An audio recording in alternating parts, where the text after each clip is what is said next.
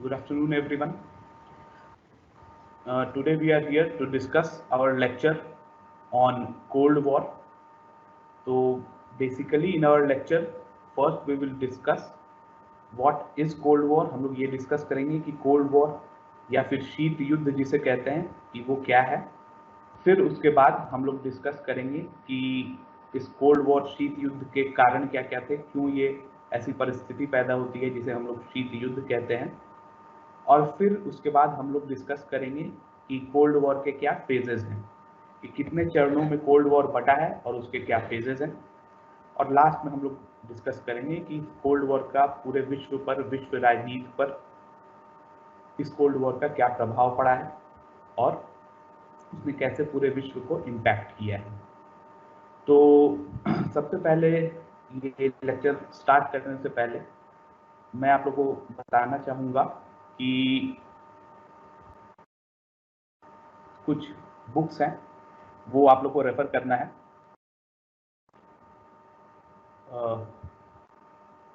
वो बुक्स हैं वो ये हैं। इंग्लिश में यदि हम लोग देखें तो इंग्लिश में ये बुक है the cold war a very short introduction by Robert McMahon. ये बुक है इंग्लिश में the cold war a very short introduction. उसके बाद दूसरा एक और बुक है इंग्लिश में super power rivalry and conflict the long shadow of the cold war on the 21st century. ये एक एडिटेड बुक है। This book is edited by Chandracharya. English के लिए ये दो बुक्स हैं the cold war a very short introduction by Robert McMahon और second book है edited book by Chandracharya super power rivalry and conflict the long shadow of the cold war on the 21st century. Hindi medium के students के लिए अनिरुद्ध देशपांडे एक author हैं, historian है। उनकी एक बुक है 20वीं शताब्दी में विश्व इतिहास के मुद्दे। उसमें एक चैप्टर आपका कोल्ड वॉर के ऊपर है, वो आप हिंदी मीडियम के स्टूडेंट्स उसको देख सकते हैं। हिंदी मीडियम के स्टूडेंट्स के लिए एक और बुक है बाय अर्जुन देव। उसमें है बुक का नाम है समकालीन विश्व का इतिहास और इस बुक में भी एक चैप्टर है कोल्ड वॉर के ऊपर, शीत युद्ध के ऊपर। ये चैप्टर भी आप लोग देख सकते हैं। तो इंग्लिश मीडियम के स्टूडेंट्स के लिए दो बुक हैं और हिंदी मीडियम के स्टूडेंट्स के लिए इन दो बुक्स में 20वीं शताब्दी में विश्व इतिहास के मुद्दे बाय अनिरुद्ध देशपांडे, इसमें एक चैप्टर, और समकालीन विश्व का इतिहास बाय अर्जुन देव, इसमें एक चैप्टर है शीत युद्ध पे। तो ये आप लोग देख सकते हैं और इसको आप लोग कंसल्ट कर सकते हैं अपने आगे के फ्यूचर रेफरेंस के लिए। तो आइए अब हम लोग स्टार्ट करेंगे आज का लेक्चर। तो सबसे पहले हम लोगों को ये जानना है कि कोल्ड वॉर क्या है, शीत युद्ध क्या है।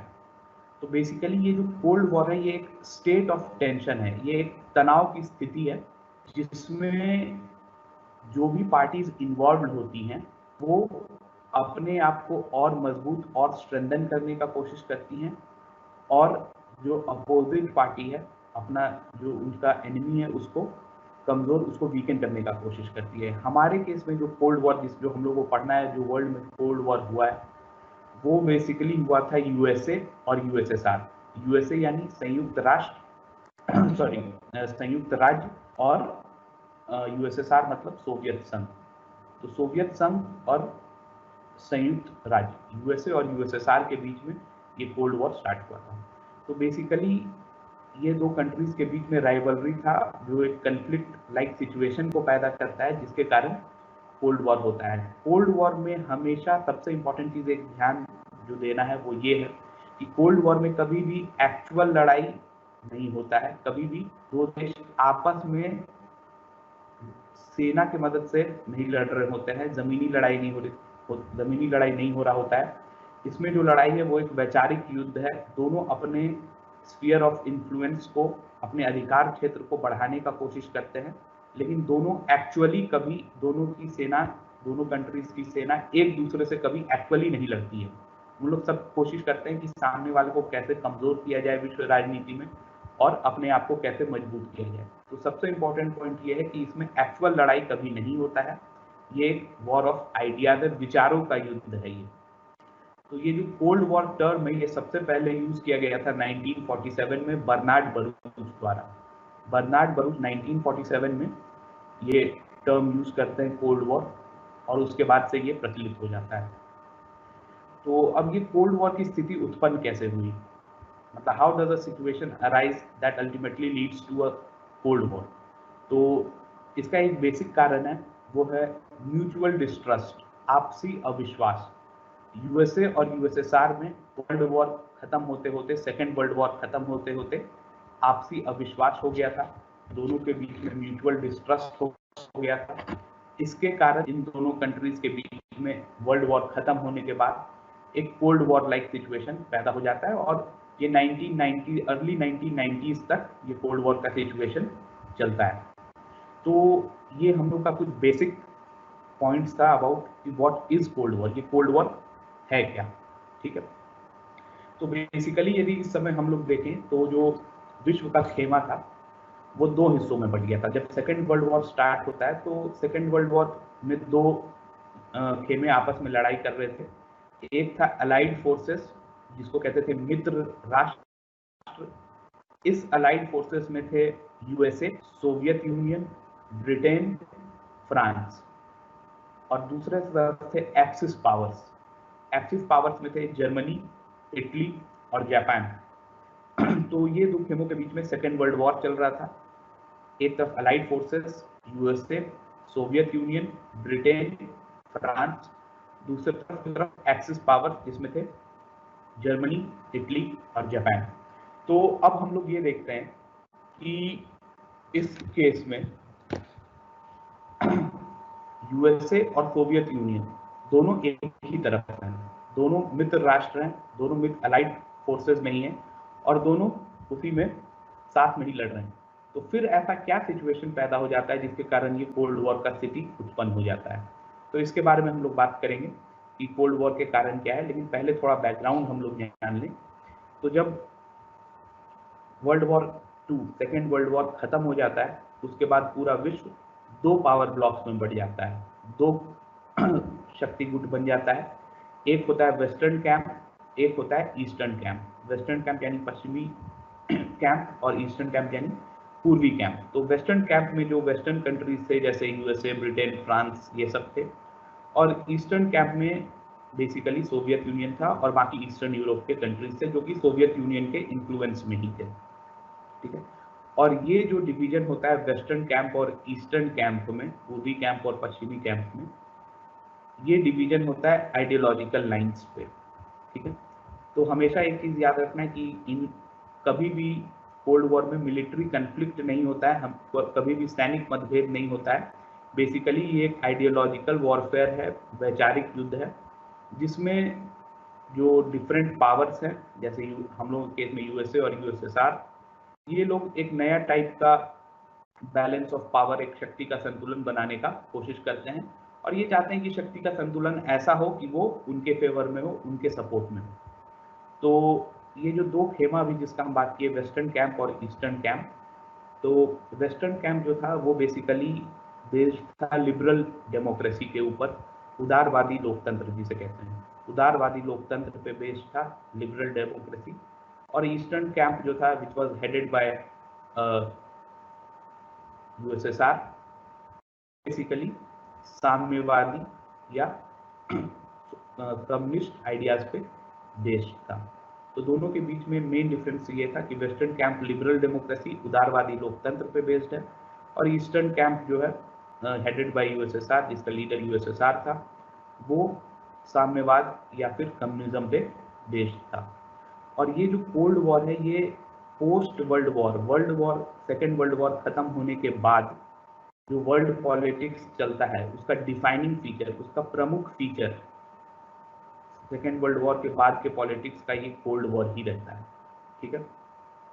तो अब हम लोग को ये जानना जरूरी है कि इस कोल्ड वॉर के पीछे क्या कारण थे। तो सबसे पहले इसमें कुछ स्कॉलर्स हैं, उनके व्यूज को हम लोग जान लेते हैं। तो जो स्कॉलर्स हैं उनमें सबसे पहले हैं विलियम्स। तो विलियम्स बेसिकली कहते हैं कि यूएसएसआर जो था उसका कोई दोष नहीं था कोल्ड वॉर के लिए। वो कहते हैं कि यूएसएसआर, सोवियत संघ, वो पूरे विश्व में अब स्पेशली ईस्टर्न यूरोप में सबके साथ फ्रेंडली रिलेशंस चाहता था। तो ईस्टर्न यूरोप के जो कंट्रीज थे उनके साथ वो फ्रेंडली रिलेशंस चाहता था और उसका कोई विस्तारवाद या एक्सपेंशनिस्ट पॉलिसीज नहीं था। इस कारण से यूएसएसआर को कोल्ड वॉर स्टार्ट करने के लिए दोषी नहीं ठहराया जा सकता है। इसी कड़ी में यदि हम लोग आगे देखें तो एक हिस्टोरियन स्कॉलर है फ्लेमिंग, वो कहते हैं कि कोल्ड वॉर जो है वो अमेरिकन पॉलिसीज के कारण स्टार्ट होता है। फ्लेमिंग का कहना है कि अमेरिका की कुछ नीतियां थी जिसके कारण कोल्ड वॉर स्टार्ट होता है, जिसमें वो बेसिकली बोलते हैं कि वर्ल्ड वॉर के समय अमेरिका के प्रेसिडेंट थे फ्रैंकलिन रूजवेल्ट।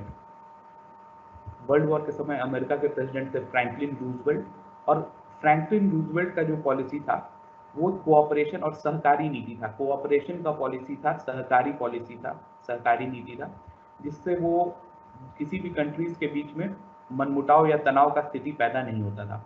लेकिन जब सेकेंड वर्ल्ड वॉर खत्म होता है तो खत्म होते होते ही उस समय यूएसए में जो प्रेसिडेंट रहते हैं वो रहते हैं ट्रूमैन।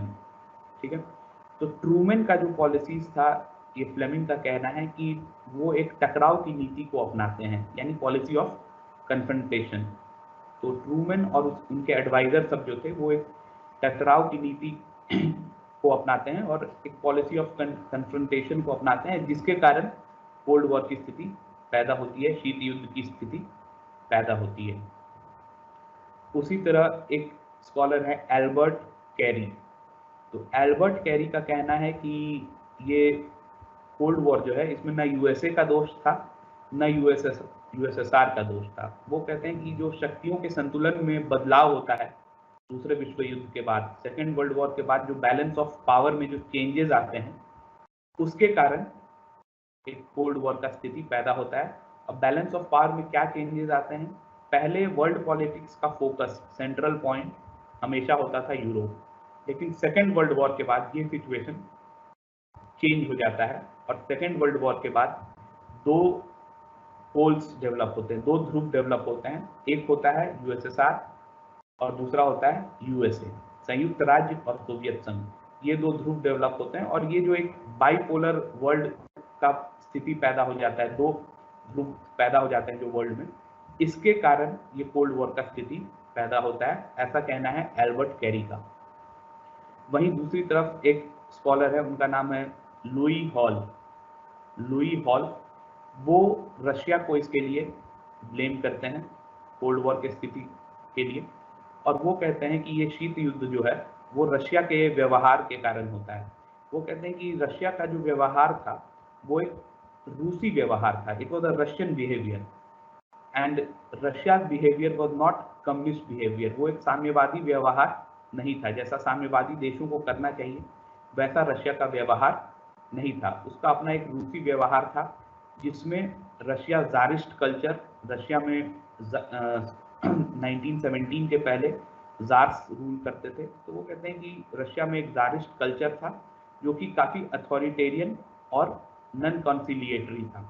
तो उनका कहना है कि ये ज़ारशाही संस्कृति जो थी, जो साम्यवादी व्यवहार नहीं था रशिया का, वो ज़ारशाही संस्कृति चली आ रही थी और ये ज़ारशाही संस्कृति जो थी वो काफ़ी सत्तावादी थी और इसमें लोगों के साथ सहमति डेवलप करने के ऊपर फोकस नहीं होता।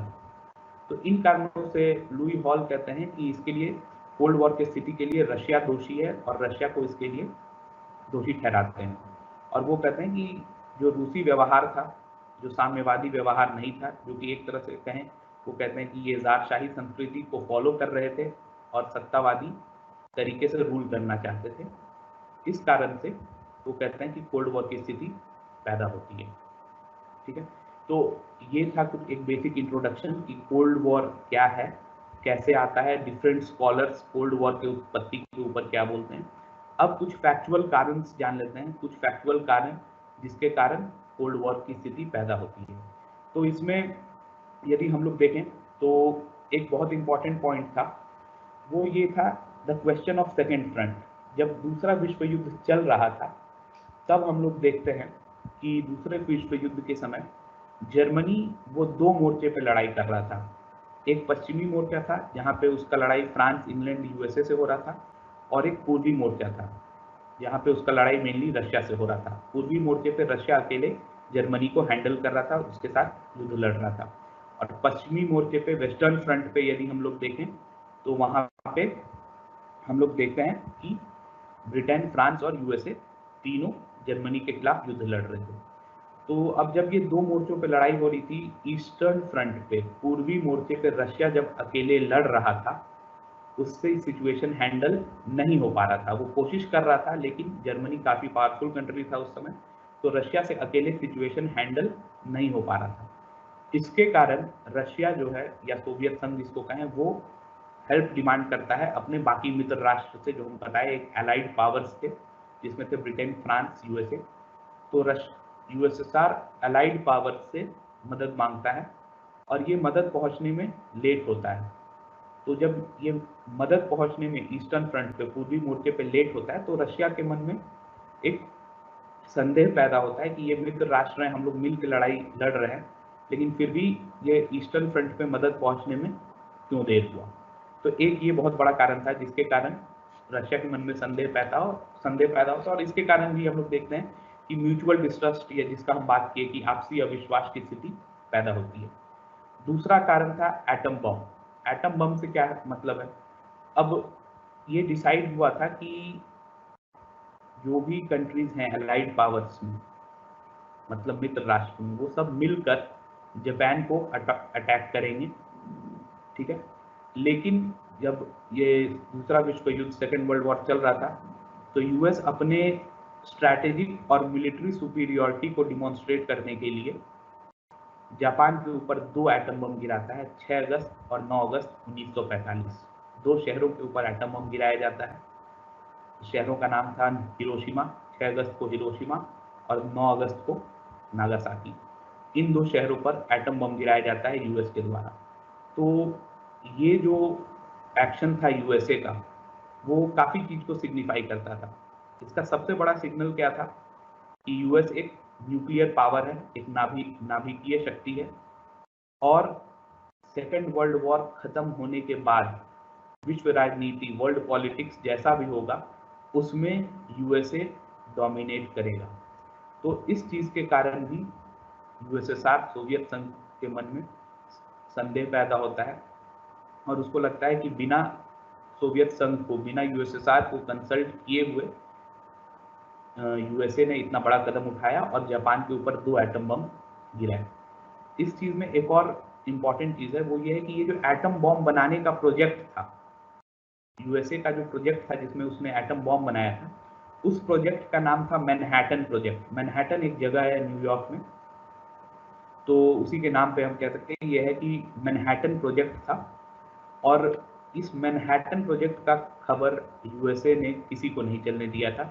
तो यूएसएसआर को, सोवियत संघ को मैनहट्टन प्रोजेक्ट, एटम बॉम्ब बनाने का जो ये प्रोजेक्ट था, उसके बारे में पता भी नहीं था। तो इसके कारण ये भी संदेह पैदा करता है यूएसएसआर के मन में कि ऐसा स्थिति है, फिर भी दोनों देश मिलकर एक विश्व युद्ध लड़ रहे हैं, लेकिन यूएसए का एक प्रोजेक्ट है एटम बॉम्ब बनाने का प्रोजेक्ट, जिसके बारे में दूसरे देशों को पता नहीं है। ये एक कारण था। दूसरा कारण हम लोग देखते हैं जर्मनी और ईस्टर्न यूरोप में। तो सेकेंड वर्ल्ड वॉर के बाद क्या होता है कि रशिया जो है वो पूरे ईस्टर्न यूरोप में अपना इन्फ्लुएंस चाहता था, और चाहता था कि पूरा ईस्टर्न यूरोप का जो रीजन है, पूर्वी यूरोप का रीजन है, उसमें उसी का इन्फ्लुएंस रहे, और वहाँ मैक्सिमम कंट्रीज में कम्युनिस्ट गवर्नमेंट आए, साम्यवादी सरकारें हैं। तो इसके लिए रशिया काफ़ी कोशिश करता है, और जब रशिया ऐसा करने में सक्सेसफुल हो जाता है, ईस्टर्न यूरोप के कंट्रीज में, काफ़ी सारे कंट्रीज में कम्युनिस्ट गवर्नमेंट की स्थापना होती है। हम लोग देखते हैं उस समय कि रशिया के इस स्टेप के कारण, जो यूएसएसआर जो स्टेप उठाता है जिसमें पूरे पूर्वी यूरोप में कम्युनिस्ट गवर्नमेंट, साम्यवादी सरकारों की स्थापना करता है, इसके कारण भी जो पश्चिमी देश हैं, जो हम बताए कि उदारवादी लोकतंत्र को सपोर्ट करता था, उन देशों के मन में संदेह पैदा होता है कि रशिया ऐसा क्यों कर रहा है। इसी कड़ी में यदि हम लोग आगे देखें तो एक दूसरा कारण था, वो था ईरान और टर्की। ईरान और टर्की में यूएसएसआर की सेना थी विश्व युद्ध के समय, वहाँ यूएसएसआर की सेना को भेजा गया था युद्ध लड़ने के लिए, और जब विश्व युद्ध खत्म हो जाता है, दूसरा विश्व युद्ध, तब अब सेना को वापस बुलाना था। लेकिन यूएसएसआर, ईरान और टर्की, इन 2 देशों से अपने सेना को बुलाने में काफ़ी डिले करता है। और ये जो डिले होता है दोनों कंट्रीज से सेना को वापस बुलाने में, ये एक सिग्नल करता है, पूरे विश्व को एक सिग्नल देता है कि यूएसएसआर इन सब कंट्रीज में अपना इन्फ्लुएंस चाहता है, अपने प्रभाव को बरकरार रखना चाहता है, इसीलिए वो वहाँ से अपने सेना को वापस नहीं बुला रहा है। इस कारण भी हम लोग देखते हैं कि जो पश्चिमी देश हैं उनके मन में संदेह पैदा होता है, एक अविश्वास की स्थिति पैदा होती है, जो शीत युद्ध का एक कारण बनती है। और इन्हीं सब कड़ी में यदि हम देखें तो सबसे इम्पोर्टेंट एक स्पीच था। ये स्पीच यूएसए, तो इसमें एक बहुत इम्पोर्टेंट स्पीच था, वो स्पीच था विंस्टन चर्चिल का। विंस्टन चर्चिल जो थे वो ब्रिटिश प्राइम मिनिस्टर थे और ब्रिटेन के प्रधानमंत्री थे, और उन्हीं का एक स्पीच होता है जिसमें वो कहते हैं कि यूएसएसआर, सोवियत संघ ऐसा पॉलिसीज को अपना लिया है कि वो पूर्वी यूरोप में किसी भी दूसरे कंट्री को घुसने नहीं दे रहा है, वहाँ भी किसी भी दूसरे कंट्री को कुछ भी करने नहीं दे रहा है। तो ऐसा लगता है कि जैसे पूरे कॉन्टिनेंट पे, पूरे महाद्वीप पे एक लौह आवरण आ गया है। ऐसा लगता है कि पूरे कॉन्टिनेंट पे एक आयरन कर्टेन डिसेंड कर गया है, पूरे कॉन्टिनेंट पे एक लौह आवरण आ गया है, लोहे का पर्दा आप कह सकते हैं कि आ गया है, जिसमें किसी भी दूसरे वेस्टर्न पावर को ईस्टर्न यूरोप में किसी भी प्रकार का दखल देने का मौका नहीं दिया जा रहा है।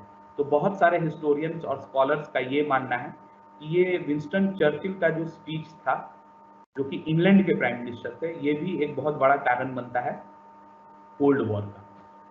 तो अभी तक हम लोगों ने ये डिस्कस कर लिया है कि कोल्ड वॉर क्या है और उसके कारण क्या थे। एक चीज और आप लोग से को बताना चाहेंगे कि यूएसए जो है वो डिमांड करता है इससे, रशिया से, सोवियत संघ से, कि वो ईस्टर्न यूरोप में स्पेशली ब्लैक सी और डैन्यूब नदी, डैन्यूब एक बहुत बड़ी नदी है यूरोप की, कि उस रीजन को, ईस्टर्न यूरोप वाले रीजन में और डैन्यूब नदी के थ्रू वो यूएसए को वहाँ, यूएसए इजाज़त मांगता है सोवियत संघ से कि उसको वहाँ एंटर करने दे और वहाँ पे मामलों को देखने दे। लेकिन सोवियत संघ जो है वो इस डिमांड को नहीं मानता है, इस डिमांड को रिफ्यूज़ कर देता है। तो एक मैप आप लोग को स्क्रीन पे दिख रहा होगा, इस मैप में आप देख सकते हैं कि ये वो ब्लैक सी वाला रीजन है, काला सागर, ब्लैक सी, और ये डैन्यूब नदी जो है वो ऐसे जाती है, इस तरह से यूरोप में काफ़ी सारे देशों में जाती है। तो ये डैन्यूब नदी अल्टीमेटली आके ये काले सागर में ही, ब्लैक सी में ही गिरती है। तो यूएसए इस रीजन के थ्रू, इस एरिया के थ्रू इधर एंटर करना चाहता था, लेकिन ऐसा रशिया या सोवियत संघ उसको परमिशन नहीं देता है। तो इसके कारण यूएसए के मन में भी एक संदेह की स्थिति पैदा होती है। ठीक है, इसमें यदि हम देखें, आप देख सकते हैं कि ये जो मैप है इसमें 2 डिवीजन देखने होंगे। एक ग्रुप ऑफ कंट्रीज है जो कि ब्लू कलर में है, और एक ग्रुप ऑफ कंट्रीज जो है वो लाइट ऑरेंज कलर में है, तो या रेड कलर आप कह सकते हैं, कुछ हद तक रेड कलर में है।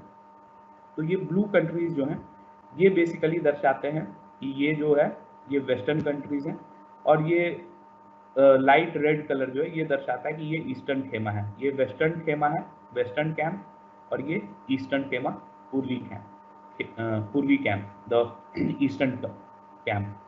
और इसके बीच में आप देखिए, यहाँ पे आप देख पा रहे होंगे ये एक डार्क रेड लाइन जैसा है, ऐसे आप देख पा रहे होंगे एक डार्क रेड लाइन है। ये लाइन यहाँ पे भी, ये लाइन आप देख पा रहे होंगे ऊपर, और फिर इधर नीचे। तो ये डार्क रेड लाइन जो है ये बेसिकली आयरन कर्टेन को दर्शाता है, जिसके बारे में विंस्टन चर्चिल बोलते हैं। ये देखिए आयरन कर्टेन, ये डार्क रेड लाइन, ये तो बेसिकली विंस्टन चर्चिल कहना चाह रहे थे कि जो भी रीजन सोवियत संघ के इन्फ्लुएंस में था, वहाँ पे सोवियत संघ दूसरे कंट्रीज, दूसरे पश्चिमी देशों को, वेस्टर्न पावर्स को किसी प्रकार का भी इंटरफियरेंस किसी प्रकार का भी दखल अंदाजी नहीं करने दे रहा था। इस कारण वो कहते हैं ऐसा लगता है कि पूरे कॉन्टिनेंट पे एक लौह आवरण या लोहे का पर्दा आ गया है जिसके आर पार कोई नहीं जा सकता है। तो इसी लौह आवरण के खिलाफ, इसी आयरन कर्टन के खिलाफ विंस्टन चर्चिल आह्वान देते हैं कि एक एंग्लो अमेरिकन अलायंस होना चाहिए। एंग्लो अमेरिकन मतलब इंग्लैंड और अमेरिका, ये दोनों कंट्रीज का एक अलायंस होना चाहिए और सोवियत आधिपत्य को, सोवियत हेजीमनी को ये अलायंस चैलेंज करेगा। तो एक ये कारण था। तो बेसिकली हम लोग देखते हैं कि एक वैचारिक असंगति था जिसके कारण ये कोल्ड वॉर का स्थिति पैदा होता है, जिसको हम लोग शीत युद्ध कहते हैं। एक और बहुत बड़ा कारण ये था कि 1917 में हम लोग देखते हैं कि 1917 में हम लोग देखते हैं कि रशिया में रूसी क्रांति होती है और उसके बाद वहाँ एक साम्यवादी सरकार आती है, मतलब कम्युनिस्ट गवर्नमेंट रशिया में आता है। और ये जो कम्युनिस्ट गवर्नमेंट था, इसके साथ 1933 तक, 1917 से लेकर 1933 तक यूएसए किसी भी तरह का डिप्लोमेटिक रिलेशंस को डेवलप नहीं करता है। और चूंकि यूएसए डिप्लोमेटिक रिलेशंस को डेवलप नहीं करता है, ये एक बहुत बड़ा सिग्निफायर है एक चीज का। वो ये, यदि कोई भी कंट्री किसी दूसरे कंट्री के साथ डिप्लोमेटिक रिलेशंस डेवलप नहीं करे तो इसका मतलब है कि वो कंट्री उस कंट्री के गवर्नमेंट या सरकार को मान्यता नहीं दे रहा है। तो एक ये भी प्रॉब्लम था यूएसएसआर को कि 1933 तक सोवियत संघ को ये प्रॉब्लम था कि 1933 तक संयुक्त राज्य यूनाइटेड स्टेट्स ऑफ अमेरिका किसी भी तरह का डिप्लोमेटिक रिलेशंस नहीं बनाता है सोवियत संघ के साथ। तो उन लोगों को ये लग रहा था कि 1933 तक यूएसए जो है वो सोवियत संघ को मान्यता ही नहीं दे रहा है। दूसरा एक और इम्पॉर्टेंट फैक्टर जो है इसका, वो ये है कोल्ड वॉर के आने का, वो है कि यूनाइटेड नेशंस सिक्योरिटी काउंसिल, हम लोग जानते हैं संयुक्त राष्ट्र का जो सुरक्षा परिषद है, जिसमें आप यदि न्यूज़ फॉलो करें तो हमेशा आजकल बातचीत चलते रहता है कि इंडिया को भी उसका एक परमानेंट मेंबर बनना चाहिए। तो संयुक्त राष्ट्र में जो सुरक्षा परिषद है उसके कुछ परमानेंट मेंबर हैं। उन परमानेंट मेंबर्स के पास वीटो पावर होता है, वीटो शक्ति होती है। तो जब भी यूएसए अपना कुछ एजेंडा पुश करना चाहता था यूनाइटेड नेशंस के सिक्योरिटी काउंसिल सुरक्षा परिषद में, तो रशिया या यूएसएसआर बार बार उस पर वीटो लगा देता। और वीटो शक्ति का मतलब होता है कि यदि हम कोई भी एजेंडा पुश कर दें, उस पर कोई भी दूसरा कंट्री यदि वीटो लगा दे, इसका मतलब है कि वो एजेंडा अब डिस्कस नहीं हो जाएगा होगा, वो एजेंडा वहीं पे खत्म होगा, उस एजेंडा पे अब कोई डिस्कशन नहीं होगा। तो जब भी यूएसए अपना कोई भी एजेंडा लाता था, यूएसएसआर सोवियत संघ बार बार उस पर वीटो लगा देता था सुरक्षा परिषद के मीटिंग में, सिक्योरिटी काउंसिल की मीटिंग में। इसके कारण भी यूएसए के मन में काफी संदेह पैदा होता है कि बार बार सोवियत संघ ऐसा क्यों कर रहा है। और बेसिकली इन सब कारणों के कारण हम देखते हैं कि शीत युद्ध या कोल्ड वॉर का स्थिति पैदा होता है। तो ये था एक बेसिक इंट्रोडक्शन कोल्ड वॉर का और उसके क्या क्या कारण हैं। इसके बाद हम लोग डिस्कस करेंगे फेजेस ऑफ कोल्ड वॉर, कि कोल्ड वॉर के कितने चरण हैं। लेकिन उस डिस्कशन स्टार्ट करने से पहले हम लोग 5-7 मिनट का एक क्वेश्चन आंसर सेशन रख लेते हैं। आप लोगों को यदि अब क्वेश्चन है कोई तो आप लोग क्वेश्चन पूछ सकते हैं। सॉरी, शायद आपके क्वेश्चन नहीं आ रहे हैं, शायद कुछ टेक्निकल प्रॉब्लम है। तो वो टेक्निकल प्रॉब्लम जब सॉल्व होगा तो उसके बाद हम लोग Q&A लेंगे, Q&A को डिस्कस करेंगे। फिलहाल हम लोग क्या प्रॉब्लम आ रहा है सर? Q&A नहीं आ रहा है। हाँ, Q&A का ऑप्शन नहीं आ रहा है। Q&A का ऑप्शन नहीं आ रहा है, यहाँ पे दिख रहा है। कोई बात नहीं, चलिए आप अपना कैरी ऑन कर लीजिए अभी थोड़ी देर। Q&A का पर आपको जैसे मिल जाएगा सर। ओके। तो अभी शायद कुछ टेक्निकल प्रॉब्लम है, इसके कारण Q&A का ऑप्शन नहीं आ रहा है। जैसे ही ये चीज़ रिस्टोर होगा तो हम लोग Q&A को लेके आगे बढ़ेंगे। ओके, तो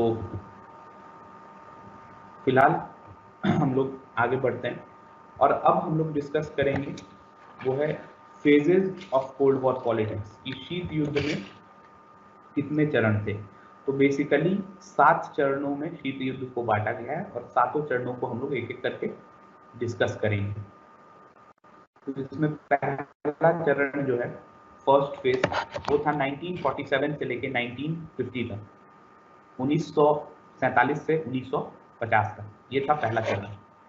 तो हम लोग देखते हैं कि ये जो पूरा प्रॉब्लम है कोल्ड वॉर का, ये स्टार्ट होता है याल्टा सम्मेलन से, याल्टा कॉन्फ्रेंस एक होता है, वहां से ये प्रॉब्लम स्टार्ट होता है। और याल्टा कॉन्फ्रेंस में, याल्टा सम्मेलन में ये डिसाइड किया जाता है कि दूसरे विश्व युद्ध के बाद, सेकेंड वर्ल्ड वॉर के बाद, ईस्टर्न यूरोप में फ्री इलेक्शंस कराया जाएगा, स्वतंत्र चुनाव कराए जाएंगे और वहाँ पे एक डेमोक्रेटिक गवर्नमेंट की स्थापना की जाएगी, ठीक है।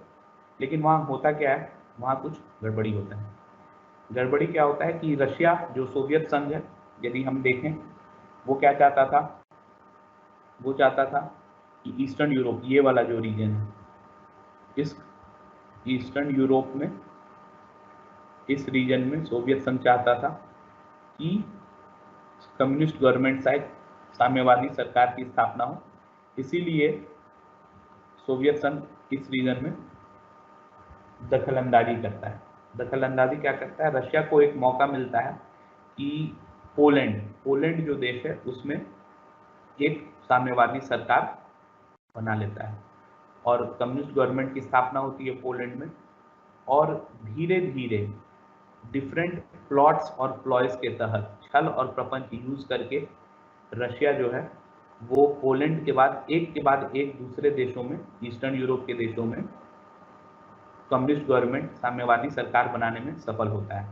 और ये देश कौन थे, इसमें थे, ये देश थे बल्गेरिया, हंगरी, रोमानिया, यूगोस्लाविया, ये सब कंट्रीज है ईस्टर्न यूरोप के, पूर्वी यूरोप के देश हैं, बल्गेरिया, हंगरी, रोमानिया, यूगोस्लाविया। तो इन सब देशों में हम देखते हैं कि यूएसएसआर जो है वो कम्युनिस्ट गवर्नमेंट बनाने में सफल होता है। और यहाँ पे कम्युनिस्ट गवर्नमेंट बनाने के लिए हम लोग देखते हैं कि यूएसएसआर जो है वो काफ़ी सारे छल और प्रपंच का यूज करता है, प्लॉट्स एंड प्लॉय यूज करता है। और ये प्लॉट्स एंड प्लॉय, ये छल और प्रपंच था क्या, बेसिकली इसमें जो अपोजिशन लीडर्स होते थे उनका मर्डर कर दिया जाता था, उनकी हत्या कर दी जाती थी, या फिर जो अपोजिशन लीडर्स हैं, जो विपक्षी नेतागण हैं, उनको जेल में कैद कर दिया जाता था। तो ये सब पॉलिसी और नीति अपना के रशिया जो है वो सफल हो जाता है ईस्टर्न यूरोप के काफ़ी सारे कंट्रीज में साम्यवादी सरकार, कम्युनिस्ट गवर्नमेंट बनाने में। तो जब ये सब चीज़ चलते रहता है तो हम लोग देखते हैं कि अब अमेरिका, रशिया यदि यूएसएसआर ऐसा कर रहा है तो यूएसए भी चुप नहीं बैठने वाला था।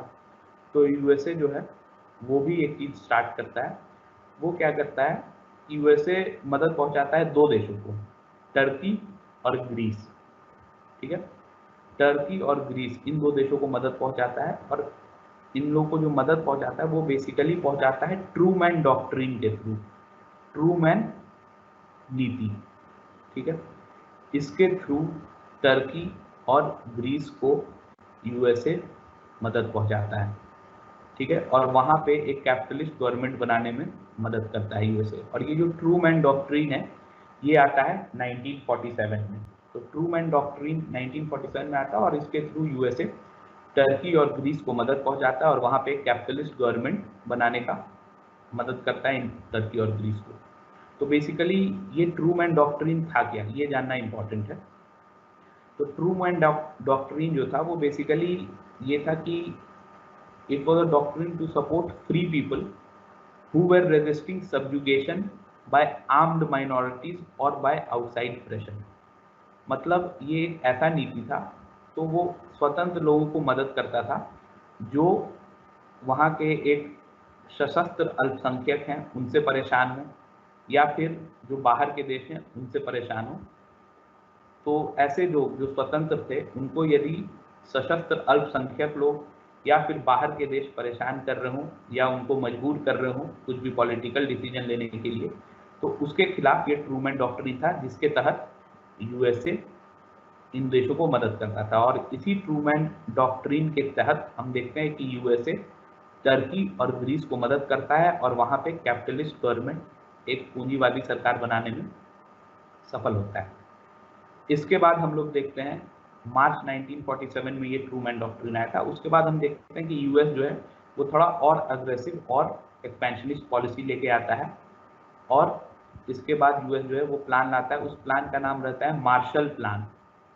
मार्शल प्लान जो है वो जून 1947 में आता है।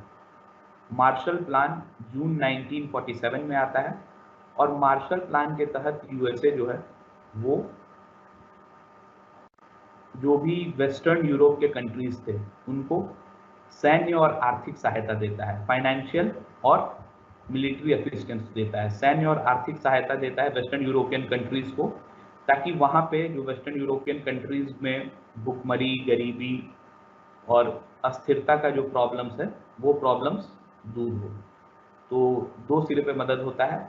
मार्शल प्लान के तहत यूएसए वेस्टर्न कंट्रीज जो हैं पश्चिमी देश उनका मदद करता है, सैन्य सहायता करता है उनका और आर्थिक सहायता। ये आता है मार्शल प्लान के तहत जून 1947 में। तो इस वित्तीय और सैन्य सहायता के बदौलत जो वेस्टर्न यूरोपियन कंट्रीज हैं उनका सिचुएशन इंप्रूव होता है और वो भी यूएस के खेमे में पहले से थे ही और मजबूत रूप से यूएस के साथ जुड़ जाते हैं। लेकिन इसी समय हम लोग देखते हैं कि जब यूएसए मार्शल प्लान लेके आता है तो यूएसएसआर भी एक प्लान लेके आता है। ठीक है, यूएसएसआर भी एक योजना लेके आता है और ये योजना क्या था? ये था मोल्टोवो प्लान, मोल्टोवो योजना। तो यूएसएसआर जो ये मोल्टोवो योजना लेके आता है, इसके तहत क्या होता है? इसमें इस मोल्टोवो प्लान के तहत यूएसएसआर जो भी कम्युनिस्ट कंट्रीज थी, जो भी ऐसे देश थे जहाँ पे साम्यवादी सरकारें थे, कम्युनिस्ट गवर्नमेंट था, उन सबको एक छत्र के अंदर लाने का कोशिश करता है। ठीक है, तो इसके कारण भी हम लोग देखते हैं कि दोनों खेमे के बीच में टेंशन काफी बढ़ता है। एक तरफ यूएसए है, दूसरे तरफ यूएसएसआर। मार्शल प्लान यूएसए लाता है तो यूएसएसआर जो है वो मोल्टोवो प्लान लेके आता है, जिसमें वो जो भी कम्युनिस्ट कंट्रीज हैं सभी को एक छत्र के अंदर लाने का कोशिश करता है। उसके बाद हम लोग यदि देखें तो हम लोग देखते हैं कि ये जो पूरा प्रॉब्लम है वो शिफ्ट होता है जर्मनी। ठीक है, जर्मनी सेकेंड वर्ल्ड वॉर के बाद हम लोग यदि देखें तो जर्मनी को दो हिस्सों में बांट दिया गया था। एक हिस्सा था वेस्ट जर्मनी और एक हिस्सा था ईस्ट जर्मनी। तो वेस्ट जर्मनी जो था वो बेसिकली जो वेस्टर्न कंट्रीज थे, ब्रिटेन, फ्रांस, यूएसए, उनके अंडर था। तो उनके अंडर जो हिस्सा था, ये तीनों कंट्रीज अपने हिस्से को एक साथ मिला लेती हैं और उसको कहते थे Trizonia. Western countries USA, Britain, France, ये तीनों वेस्टर्न जर्मनी में उनका जो हिस्सा था उसको वो एक साथ मिला लेते हैं और इस रीजन को कहते थे ट्राइजोनिया। बाद में इसी ट्राइजोनिया का नाम पड़ता है फेडरल रिपब्लिक ऑफ जर्मनी। तो ये ट्राइजोनिया का बाद में नाम पड़ता है फेडरल रिपब्लिक ऑफ जर्मनी। ठीक है, लेकिन हम लोग इसको वेस्ट जर्मनी से डिनोट करेंगे, वेस्ट जर्मनी बुलाएंगे। वहीं पे जो ईस्टर्न पार्ट ऑफ जर्मनी था वो यूएसएसआर के अंडर था और इस ईस्टर्न पार्ट ऑफ जर्मनी को हम लोग क्या कहते थे? इसको कहते थे जर्मन डेमोक्रेटिक रिपब्लिक। इसको कहते थे जर्मन डेमोक्रेटिक रिपब्लिक। तो ये जर्मन डेमोक्रेटिक रिपब्लिक जो था वो ईस्ट जर्मनी था। तो बेसिकली ये था कि दो हिस्सों में जर्मनी को बांट दिया गया था और इसको कहते थे, एक को वेस्ट जर्मनी और एक को ईस्ट जर्मनी। यदि आप लोग ये मैप देख पाए तो इसमें आप देख पाएंगे कि देखिए ये वेस्ट जर्मनी का रीजन है, यहाँ पे लिखा भी है वेस्ट जर्मनी।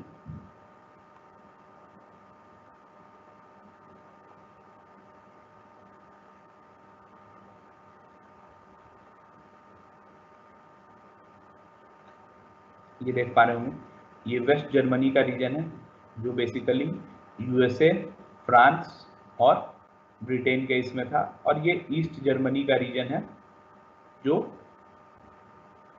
यूएसएसआर के कंट्रोल में था। तो यहाँ पे भी प्रॉब्लम शुरू होता है और ये प्रॉब्लम के कारण भी हम देखते हैं कि वेस्ट जर्मनी और ईस्ट जर्मनी का जो प्रॉब्लम था, इसके कारण भी हम देखते हैं कि यहाँ पे दोनों कंट्रीज के बीच में टेंशन बढ़ जाता है, यूएसए और यूएसएसआर के बीच में। ठीक है, तो एक ये था। दूसरा क्या होता है कि 1949 में 1949 में 1949 में चाइना में कम्युनिस्ट गवर्नमेंट की स्थापना होती है माओ जेडोंग के लीडरशिप में। माओ जेडोंग के नेतृत्व में चाइना भी एक कम्युनिस्ट गवर्नमेंट बना लेता है और इसके कारण इनको लगता है कि वहाँ भी कम्युनिस्ट लोगों का प्रभाव बढ़ रहा है। तो यूएसए जो है वो इस कम्युनिस्ट गवर्नमेंट को, माओ जेडोंग के कम्युनिस्ट गवर्नमेंट को रिकॉग्नाइज नहीं करता है, उसको मान्यता नहीं देता है। तो इसके कारण भी यूएसएसआर और यूएसए के बीच में टेंशन बढ़ता है, जो कि हम आपको बताए थे कि एक आइडियोलॉजिकल लड़ाई था। एक तरफ साम्यवाद था, communism under the leadership of USSR, और दूसरे तरफ जो था वो लिबरल डेमोक्रेसी था under the leadership of USA, या फिर उदारवादी लोकतंत्र यूएसए के लीडरशिप में, यूएसए के नेतृत्व में। तो यूएसए जो है वो चाइना में जब कम्युनिस्ट गवर्नमेंट बनता है 1949 में, तो यूएसए उसको मान्यता नहीं देता है। इसके कारण भी दोनों कंट्रीज के यूएसए और यूएसएसआर के बीच में टेंशन बढ़ता है। और इसी समय हम लोग देखते हैं कि नेटो का फॉर्मेशन होता है। नेटो मतलब NATO, इसको कहते हैं नेटो। तो नेटो बेसिकली इसका फुल फॉर्म है North Atlantic Treaty Organization. NATO का फुल फॉर्म है North Atlantic Treaty Organization, North Atlantic Treaty Organization. ठीक है, तो 1949 में नेटो की स्थापना होती है और इस नॉर्थ अटलांटिक ट्रीटी ऑर्गेनाइजेशन में क्या होता है कि जो भी वेस्टर्न कंट्रीज हैं वो सब एक साथ हाथ मिला लेते हैं सैन्य सहायता एक दूसरे का करने के लिए, मिलिट्री कोऑपरेशन के लिए ये वेस्टर्न कंट्रीज एक दूसरे के साथ हाथ मिला लेते हैं और 1949 में नेटो बनाते हैं। और जैसे ही ये नेटो बनता है बेसिकली उसके बाद क्या होता है, पूरे वर्ल्ड में एक आयुध दौड़, आर्म्स रेस स्टार्ट हो जाता है। पूरे वर्ल्ड में आयुध दौड़ या फिर आर्म्स रेस स्टार्ट हो जाता है। ये आयुध दौड़ क्या होता है, बेसिकली आयुध दौड़ ये है कि दोनों खेमे जो हैं, स्पेशली यूएसए और यूएसएसआर, एक से एक हथियार बनाने लगते हैं। और हथियार क्यों बनाते हैं, ताकि अपने आप को और मजबूत कर सकें। इसलिए दोनों कंट्रीज यूएसए और यूएसएसआर एक से एक और एडवांस से एडवांस मतलब उन्नत से उन्नत तकनीक के हथियार बनाने लगते हैं। और बस हथियार नहीं, इन लोग नाभिकीय वेपन्स मतलब न्यूक्लियर वेपन्स भी बनाते हैं, जैसे कि एटम बॉम्ब, हाइड्रोजन बॉम्ब, जिसका मैं डिस्कस करेंगे। एटम बॉम्ब के बारे में तो हम लोग पहले ही डिस्कस कर चुके हैं कि यूएसए उसको कैसे यूज करता है। तो ये एक से एक nuclear missiles, nuclear weapons develop करने लगते हैं और पूरे वर्ल्ड में एक तरह से हम लोग देखें तो एक आर्म्स रेस या फिर आयुध दौड़ शुरू हो जाता है। लेकिन जैसे ही ये फर्स्ट फेज खत्म होने वाला होता है 1950 में, उस समय हम लोग देखते हैं कि जो सिचुएशन है वो थोड़ा सुधरता है, क्योंकि यूएसएसआर में जो उनके प्रेसिडेंट थे स्टालिन, उनका डेथ हो चुका होता है और यहाँ पे यूएसए में भी लीडरशिप जो है वो चेंज होता है। तो इसके कारण हम लोग देखते हैं कि सिचुएशन थोड़ा बेटर होता है, सिचुएशन में थोड़ा सुधार आता है और कोल्ड वॉर का स्थिति जो है उसमें थोड़ा बेटरमेंट होता है। तो सेकेंड फेज जो था वो हमारा था 1950 से 1953 तक, 1950 से 1953, ये दूसरा चरण है इसका कोल्ड वॉर का, शीत युद्ध का दूसरा चरण है। तो 1945 में एक्चुअली क्या हुआ होता है कि एक मॉस्को कॉन्फ्रेंस हुआ होता है। 1945 में मॉस्को कॉन्फ्रेंस, मॉस्को रशिया की राजधानी है, रूस की राजधानी है। तो वहाँ पे 1945 में कॉन्फ्रेंस हुआ रहता है और उस कॉन्फ्रेंस में ये डिसाइड होता है कि कोरिया, जो एक पेनिनसुला है कोरिया, वहाँ पे इलेक्शंस कराया जाएगा और कोरिया में पीस लाया जाएगा, वहाँ पे शांति की स्थापना की जाएगी। ठीक है, तो शांति व्यवस्था को बनाया जाएगा कोरिया में। तो Korea basically second world war के टाइम में जापान के अंडर आ जाता है और तो सेकेंड वर्ल्ड वॉर के बाद मॉस्को कॉन्फ्रेंस में ये डिसाइड होता है कि कोरिया में पीस लाया जाएगा, वहाँ पे इलेक्शन कराया जाएगा। और इस इलेक्शन को कराने के लिए एक कमीशन का गठन करना था और ये कमीशन जो है यूएसए इसमें रिलक्टेंट था, यूएसए नहीं चाहता था कि ये कमीशन पूरी तरह से काम कर पाए। तो अब सवाल ये बनता है कि जब ये डिसाइड हो गया था मॉस्को कॉन्फ्रेंस में कि काम करना है और कोरिया में पीस शांति व्यवस्था को बहाल करना है, तो फिर यूएसए ऐसा क्यों नहीं करना चाह रहा था?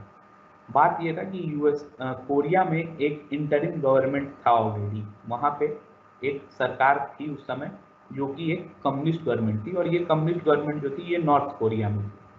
तो कोरिया में दो रीजन था, एक नॉर्थ कोरिया एक साउथ कोरिया, और नॉर्थ कोरिया में ऑलरेडी ये वहाँ पे साम्यवादी सरकार या कम्युनिस्ट गवर्नमेंट ऑलरेडी थी।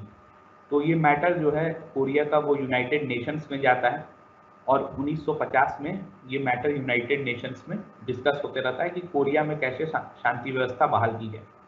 तो इसी समय जब ये मैटर यूनाइटेड नेशंस में रहता है तो नॉर्थ कोरिया जो है वो साउथ कोरिया के ऊपर अटैक कर देता है और इस अटैक के कारण क्या होता है कि यूएस जो है वो फिर साउथ कोरिया को खुलकर सैन्य सहायता देता है। जो नॉर्थ कोरिया और उसके जो सपोर्टर्स थे उनको बहुत हद तक सपोर्ट करता है, उनके खिलाफ बहुत सारे प्रतिबंध लगवाता है, बहुत सारे सैंक्शंस लाता है और बेसिकली यूएस खुलकर फिर साउथ कोरिया को सैन्य सहायता पहुंचाता है। तो इस नॉर्थ कोरिया के बारे में हम लोग थोड़ा डिटेल में बात कर लेंगे क्लास के बाद, जब एक बार सातों चरण डिस्कस कर लेते हैं पहले, उसके बाद थोड़ा सा हम लोग नॉर्थ कोरिया पे भी डिस्कस कर लेंगे। तो हम लोग देखते हैं क्या है कि नॉर्थ कोरिया जो है वो साउथ कोरिया पे अटैक कर देता है और फिर साउथ कोरिया को यूएसए सपोर्ट करता है साउथ कोरिया के ऊपर साउथ कोरिया को सैन्य सहायता पहुंचाता है और नॉर्थ कोरिया और बाकी कंट्रीज के ऊपर जो नॉर्थ कोरिया के सपोर्ट में थे उन पर काफ़ी सारे प्रतिबंध या सैंक्शंस लगवाता है यूएन के थ्रू, यूनाइटेड नेशंस के थ्रू। और अल्टीमेटली 1953 में 1953 में नॉर्थ कोरिया और साउथ कोरिया के बीच में एक शांति संधि होती है, एक पीस ट्रीटी होता है जिसमें ये डिसाइड हो जाता है कि नॉर्थ कोरिया और साउथ कोरिया जो है वो डिवाइडेड रहेंगे और डिवाइडेड रहेंगे अलोंग दी 38 पैरेलल। 38 पैरेलल क्या है? बेसिकली ये 38 डिग्री लैटिट्यूड वाला लाइन है, उसके अलोंग वहाँ पे नॉर्थ कोरिया और साउथ कोरिया में बॉर्डर बना रहेगा। तो 38 पैरेलल इसीलिए कहते हैं कि ये 38 डिग्री लैटिट्यूड वाला लाइन है। ठीक है, तो हम लोग देखते हैं कि सेकेंड फेज में ये एक बहुत इंपॉर्टेंट टॉपिक ऑफ ये रहता है डिस्कशन, कोरिया में क्या होगा। कोरिया का ऊपर जो सवाल है वो काफ़ी डोमिनेट करता है सेकेंड फेज में, जो कि था 1950 से 1953। अब हम लोग बात करेंगे थर्ड फेज का। तो थर्ड फेज जो है वो हम लोग यदि ब्रॉडली इसको कैटेगराइज करें या क्लासिफाई करें तो थर्ड फेज जो है वो रीजनल कोऑपरेशन का फेज था, क्षेत्रीय सहयोग का फेज था। तो अब ये जो क्षेत्रीय सहयोग है, ऐसा नहीं है कि ये क्षेत्रीय सहयोग यूएसएसआर और इसके बीच में हो रहा है, यूएसए के बीच में। ये क्षेत्र सहयोग यूएसए अपने अलायंस बना रहा है, यूएसएसआर अपना अलायंस बना रहा है। दोनों कंट्रीज अपने आप को और पावरफुल करने के लिए, अपने आप को और शक्तिशाली और अपने अपोनेंट को और कमज़ोर करने के लिए आपस में दूसरे कंट्रीज के साथ मिलके सहयोग कर रहे थे और डिफरेंट अलायंस बना रहे थे। तो इसी कड़ी में यदि हम लोग देखें तो हम लोग ये देख सकते हैं कि 1953 से जब ये थर्ड फेज स्टार्ट होता है, जिसको रीजनल कोऑपरेशन का फेज या क्षेत्रीय सहयोग का फेज कहें, तो 1954 में पहला एक ऑर्गेनाइजेशन बनता है सीटो। सीटो है SEATO, सीटो है SEATO, सीटो SEATO। सीटो का मतलब है South East Asia Treaty Organization, South East Asia Treaty Organization. तो सीटो का फुल फॉर्म है साउथ एशिया ट्रीटी ऑर्गेनाइजेशन। तो साउथ ईस्ट एशिया वाला जो रीजन है, मतलब ये जो कंट्रीज हैं जैसे Indonesia, Malaysia, Philippines, Thailand, Cambodia, Vietnam, तो इन कंट्रीज वाला, ये कंट्रीज वाला जो रीजन है इसको साउथ ईस्ट एशिया कहते हैं। तो 1954 में हम लोग देखते हैं कि साउथ ईस्ट एशिया के रीजन में अपना सपोर्टर्स को बढ़ाने के लिए और वहाँ पे रशिया के इन्फ्लुएंस को कम करने के लिए 1954 में 1954 में सीटो बनता है, SEATO, South East Asia Treaty Organization. इसी तरह हम लोग देखें तो 1955 में बनता है मीडो, MEDO। 1955 में बनता है मीडो, MEDO, ठीक है। 1955 में बनता है मीडो, MEDO। मीडो का फुल फॉर्म है Middle East Defence Organization, Middle East Defence Organization, ठीक है। तो 1955 में हम लोग देखते हैं बनता है मीडो, 1955 में मिडिल ईस्ट डिफेंस ऑर्गेनाइजेशन। और देखते ही देखते धीरे धीरे यूएसए जो है वो पूरे वर्ल्ड में 3300 मिलिट्री बेस बना लेता है और पूरे वर्ल्ड में 43 कंट्रीज, 43 देशों को असिस्टेंस देता है। 3300 से ऊपर मिलिट्री बेस बनाता है यूएसए और 43 देशों को सहायता पहुंचाता है, उन लोगों को असिस्टेंस पहुंचाता है। तो यूएसए ये सब इसलिए कर रहा था ताकि वो रशिया के या सोवियत संघ के इन्फ्लुएंस को कम कर सके, उसको और कमजोर कर सके। और जैसे जैसे डिफरेंट कंट्रीज में मिलिट्री बेस बनते जाता है तो उससे एक ये भी है कि मान लीजिए रशिया कभी, जैसे साउथ ईस्ट एशिया का हम लोग बात करें, दक्षिण पूर्वी एशिया का, मान लीजिए यूएसए फिलीपींस में अपना एक बेस बना लिया। फिलीपींस एक साउथ ईस्ट एशिया का राष्ट्र है, एक देश है। वहाँ मान लीजिए यूएसए फिलीपींस पे अपना बेस बना लिया या थाईलैंड में बेस बना लिया। तो यदि उस रीजन में कभी भी प्रॉब्लम होगा तो यूएसए उस रीजन के प्रॉब्लम में थाईलैंड या फिलीपींस जहाँ भी मिलिट्री बेस बनाया वहीं से वो उस चीज़ को टैकल करने का कोशिश कर सकता है। उसको पूरा अपने देश से सब चीज़ उठा के लाने का ज़रूरत नहीं है। मिलिट्री बेस पे ही काफ़ी सारे हथियार हो सकता है, फाइटर प्लेन्स, ये सब चीज़ भी वहाँ हो और वहीं से वो उस चीज़ को तुरंत हैंडल करने में सक्षम होगा। इसीलिए ये मिलिट्री बेस बनाया गया था ताकि रशिया को एक इनसर्कल कर लिया जाए, रशिया को घेर लिया जाए, ताकि रशिया कहीं भी अपना स्फीयर ऑफ इन्फ्लुएंस यूज नहीं कर सके, अपना प्रभाव नहीं बढ़ा सके। तो इस तरह हम लोग देखते हैं कि सीटो और मीडो बनता है 1954 और 1955 में। तो जब ये हो रहा होता है तो सोवियत संघ भी चुप बैठने वाला नहीं था। तो सोवियत संघ भी एक वॉर्सो पैक्ट करता है 1955 में। वॉर्सो पैक्ट 1955 में आता है सोवियत संघ के। इसमें क्या होता है कि इसमें 12 कंट्रीज, जो 12 देश हैं, उनके साथ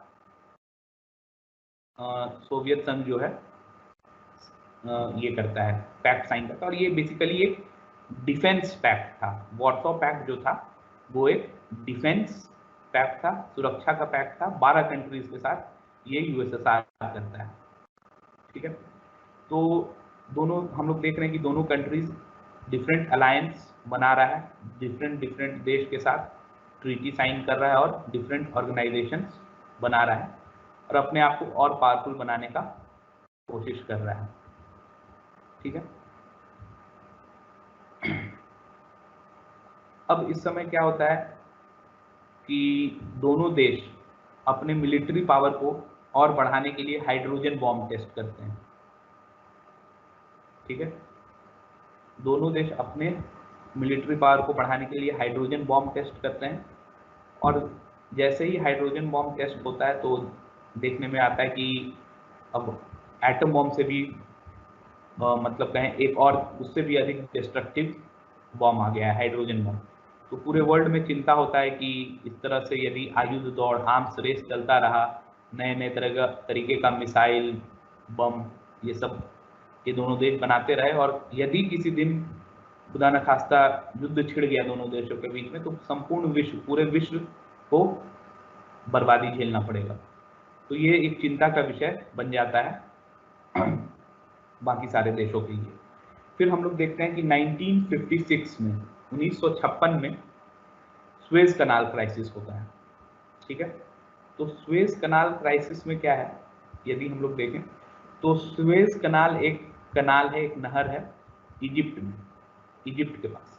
तो सुएज कनाल के कारण क्या है कि यूरोप और एशिया के बीच में जो डिस्टेंस है, यूरोप और एशिया के बीच में जो दूरी है वो काफ़ी कम हो गया है। यदि सुएज कनाल नहीं रहे और किसी जहाज को, समुद्री जहाज को यूरोप से एशिया आना है, तो वो मान लीजिए इंग्लैंड से निकलेगा, फिर उसके बाद अफ्रीका के पश्चिमी तट से होते हुए अफ्रीका के दक्षिणी तट, साउथ अफ्रीका के पास पहुंचेगा, और फिर वहां से ऊपर उत्तर दिशा की ओर चलना शुरू करेगा, और उसके बाद फिर एशिया पहुंचेगा। लेकिन सुएज कनाल बनने के कारण क्या होता है कि अफ्रीका और यूरोप के बीच में है मेडिटेरेनियन सी। तो इस मेडिटेरेनियन सागर के बीचों बीच होते हुए हम लोग देखते हैं कि यदि सुएज कनाल है तो मेडिटेरेनियन सी के थ्रू जो समुद्री जहाज हैं वो आ सकते हैं एशिया में। तो यदि हम आपको एक मैप दिखाएं तो ये देखिए, ये मैप है, ये मान लीजिए ये इंग्लैंड है। अब मान लीजिए यहाँ से किसी समुद्री जहाज को एशिया, ये एशिया है, यहाँ आना है। तो यहाँ से समुद्री जहाज को आना है, तो जब सुएज कनाल नहीं था तो ये ऐसे निकलता था और ये अफ्रीका से होते हुए अफ्रीका के साउथ में जाता था, दक्षिण में दक्षिण अफ्रीका से फिर उत्तर की ओर आता था, और इस तरह से फिर एशिया में घुसता था जहाज। लेकिन सुएज कनाल जो है वो इस जगह पे है, और ये मेडिटेरेनियन सी है, ये वाला जो रीजन है ये मेडिटेरेनियन सी है। तो अब मान लीजिए सुएज कनाल है, तो ये ऐसे यहाँ से आएगा जहाज, यहाँ से ऐसे मेडिटेरेनियन सी में आएगा, और यहाँ से सुएज कनाल के थ्रू फिर एशिया में एंटर करेगा। तो इससे जो दूरी है वो काफ़ी कम हो गया था एशिया और यूरोप के बीच में। तो सुएज कनाल का बहुत इम्पोर्टेंस था ट्रेड के लिए, व्यापार के लिए सुएज कनाल जो था वो काफ़ी इम्पोर्टेंट था। तो थर्ड फेज में हम लोग देखते हैं कि सुएज कनाल क्राइसिस भी होता है। ठीक है, अब सुएज कनाल क्राइसिस में क्या होता है, उसमें ये होता है कि ये सुएज कनाल जो था वो इजिप्ट के अंडर आता था। तो इजिप्ट कहता है कि वो सुएज कनाल और बाकी इन सब चीज़ों का राष्ट्रीयकरण करेगा, उसको नेशनलाइज करेगा। और सुएज कनाल वाले रीजन में इजिप्ट में इंग्लैंड और फ्रांस, ब्रिटेन और फ्रांस, इनका काफ़ी इन्वेस्टमेंट था, वहाँ पे इन लोग काफ़ी पूंजी लगाए हुए थे। और यदि ये चीज़ नेशनलाइज हो जाता तो फिर इंग्लैंड और फ्रांस को लॉस होता। तो इन लोग इजिप्ट पे दबाव बनाए हुए थे कि वो इसको नेशनलाइज ना करे। और जब इंग्लैंड फ्रांस वहाँ आते हैं तो यूएस को भी इनके सपोर्ट में आना पड़ता है कि ये, क्योंकि ये लोग नेटो के भी मेंबर थे, और अलाइड फोर्सेस के समय से ही, मित्र राष्ट्र जब सेकेंड वर्ल्ड वॉर चल रहा था उस समय भी इंग्लैंड फ्रांस लोग सब मिल के लड़े थे, और वेस्टर्न खेमे में ये सब देश थे। तो यूएस भी सपोर्ट में आता है इंग्लैंड के और फ्रांस के। अब जब यूएस इधर आ जाता है तो रशिया भी इजिप्ट के सपोर्ट में आ जाता है कि ये नहीं हो, ये, ताकि इंग्लैंड और फ्रांस इन पे दबाव नहीं बना पाए। फिर अल्टीमेटली क्या होता है, बाद में 1956 में जब ये सुएज कनाल क्राइसिस आता है तो उसके बाद अल्टीमेटली धीरे धीरे बातचीत करके इस मामले को सॉल्व किया जाता है, और ये डिसाइड होता है कि अमेरिका भी अपना जो एलाइज हैं इंग्लैंड और फ्रांस, उनको नहीं मदद करेगा, और सोवियत संघ भी इंग्लैंड, फ्रांस और इजिप्ट, इन लोग को मदद करेगा ताकि ये प्रॉब्लम सॉल्व कर लिया जाए। और इस कारण से हम लोग देखते हैं कि धीरे धीरे बातचीत करके इस मसले को सॉल्व कर लिया जाता है, इस प्रॉब्लम को सॉल्व कर लिया जाता है। उसके बाद हम लोग बात कर रहे थे कि ये थर्ड फेज है, ये रीजनल कोऑपरेशन का फेज है। तो इसमें यदि हम लोग देखें तो फिर हम लोग देखते हैं कि एक और ऑर्गेनाइजेशन बनाया जाता है। उस ऑर्गेनाइजेशन का नाम है एनजस, एनजस, ANZUS, ANZUS, ठीक है। तो ये एक ट्रीटी है, एनजस ट्रीटी। ये 1957 में साइन होता है। 1957 में एनजस ट्रीटी साइन होता है। वो साइन होता है 3 कंट्रीज के बीच में। एनजस नाम से ही बहुत क्लियर हो जाएगा जब बताएंगे कि क्या है इसका फुल फॉर्म। तो एनजस में ए है सबसे पहला ऑस्ट्रेलिया के लिए, ऑस्ट्रेलिया, न्यूजीलैंड, अमेरिका। तो ANZUS, A for Australia, NZ New Zealand और US मतलब यूनाइटेड स्टेट्स। तो ये एनजस ट्रीटी से ये सारे देश आपस में सहायता के लिए एक संधि करते हैं, एक ट्रीटी करते हैं, और ये आता है 1957 में। तो ये था हमारा थर्ड फेज, जिसमें हम लोग देखते हैं कि ये एक क्षेत्रीय सहयोग का फेज था। इसमें सबसे पहले सीटो बनता है 1954 में, 1955 में मीडो आता है।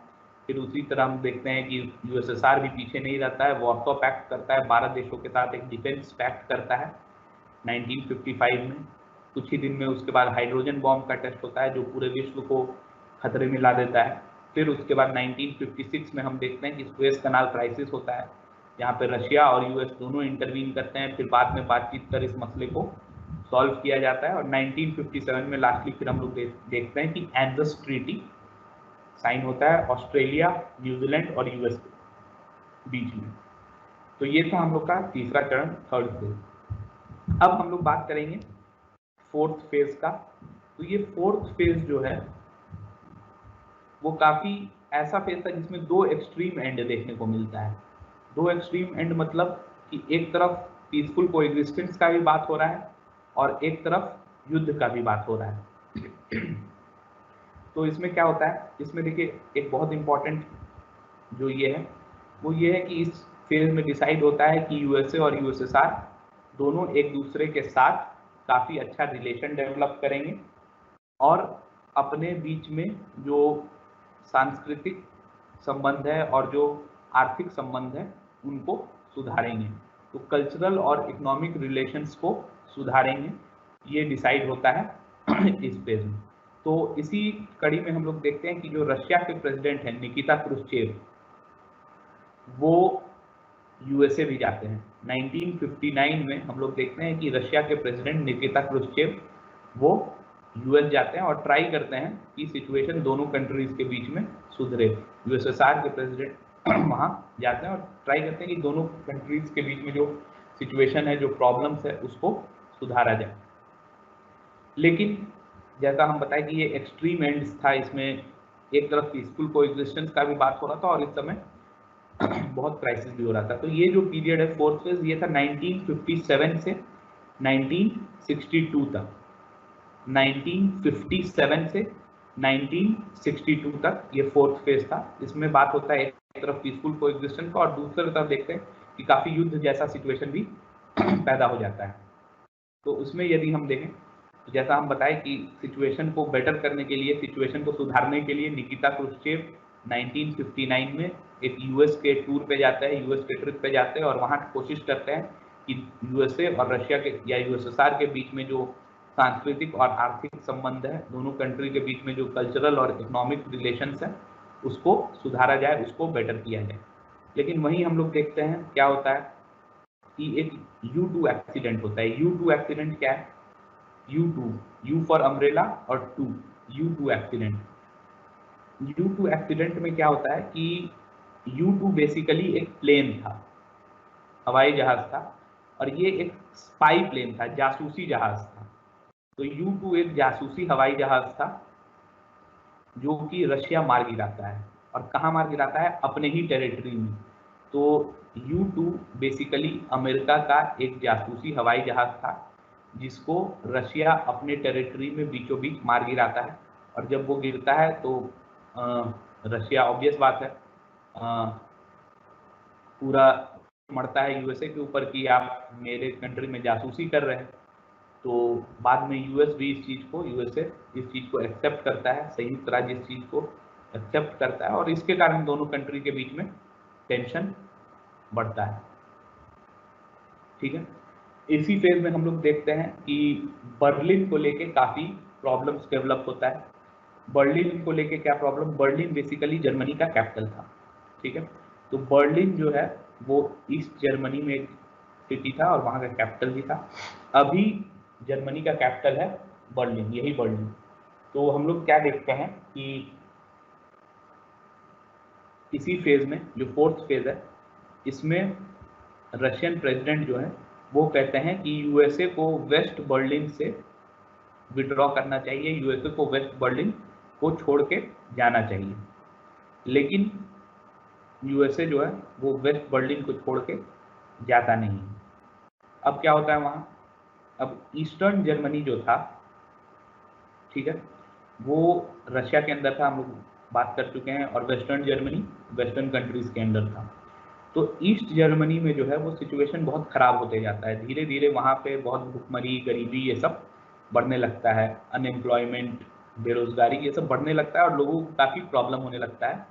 और इसके कारण जो वहाँ के लोग हैं वो काफ़ी प्रॉब्लम में आ जाते हैं और वो लोग फिर चाहते हैं कि ईस्ट जर्मनी छोड़ें।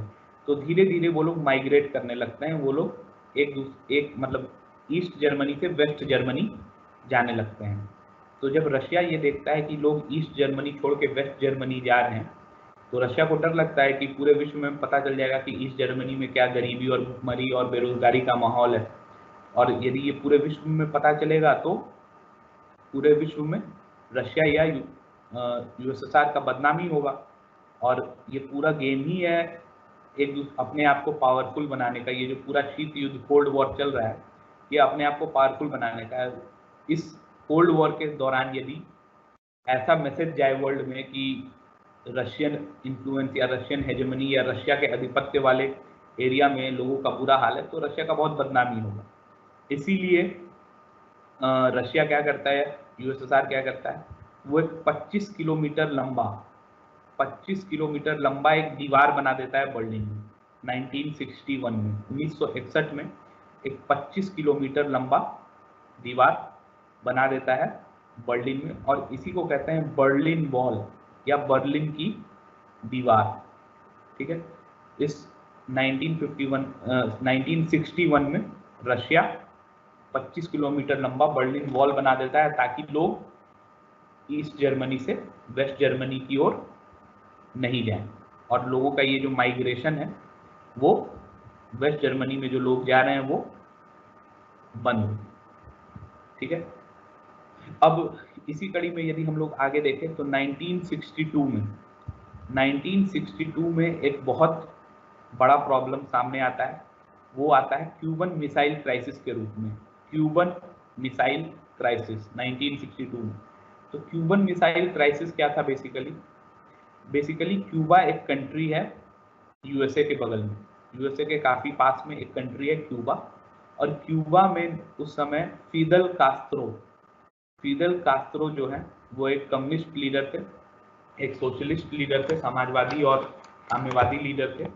तो उनका सरकार बनता है क्यूबा में 1962 में।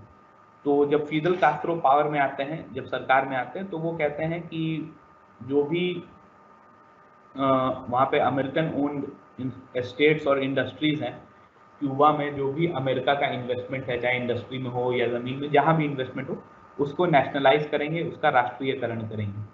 तो इसके कारण अमेरिका और क्यूबा के बीच में जो रिलेशन है उसमें दरार आ जाता है, उसमें स्ट्रेन आ जाता है। और चूंकि क्यूबा में कम्युनिस्ट गवर्नमेंट था, तो रशिया और यूएसएसआर और क्यूबा का काफ़ी अच्छा रिलेशन था। ठीक है, तो अब जब वहाँ अमेरिका का जो इन्वेस्टमेंट है, अमेरिका का जो पूंजी लगा हुआ है, जो अमेरिकन इंडस्ट्रीज़ है, उसको नेशनलाइज किया जाने लगता है, तो रशिया क्या करता है, जो क्यूबा में यूएसए का इंटरेस्ट है, यूएसए का जो इंडस्ट्रीज़ है, उसको नेशनलाइज किया जाने लगता है। तो यूएसए क्या करता है, यूएसए क्यूबा पे अटैक कर देता है। और अभी हम आपको बताए थे कि यूएसए जो है वो अटैक करता है और रशिया और क्यूबा दोनों कम्युनिस्ट कंट्रीज थे, दोनों जो साम्यवादी सरकार था, इसलिए रशिया और क्यूबा के बीच में अच्छा खासा दोस्ती रहता है। तो जैसे ही अमेरिका अटैक करता है क्यूबा को, वो अटैक करता है बे ऑफ पिग्स, एक रीजन है बे ऑफ पिग्स, वहां पे यूएसए क्यूबा पे अटैक करता है।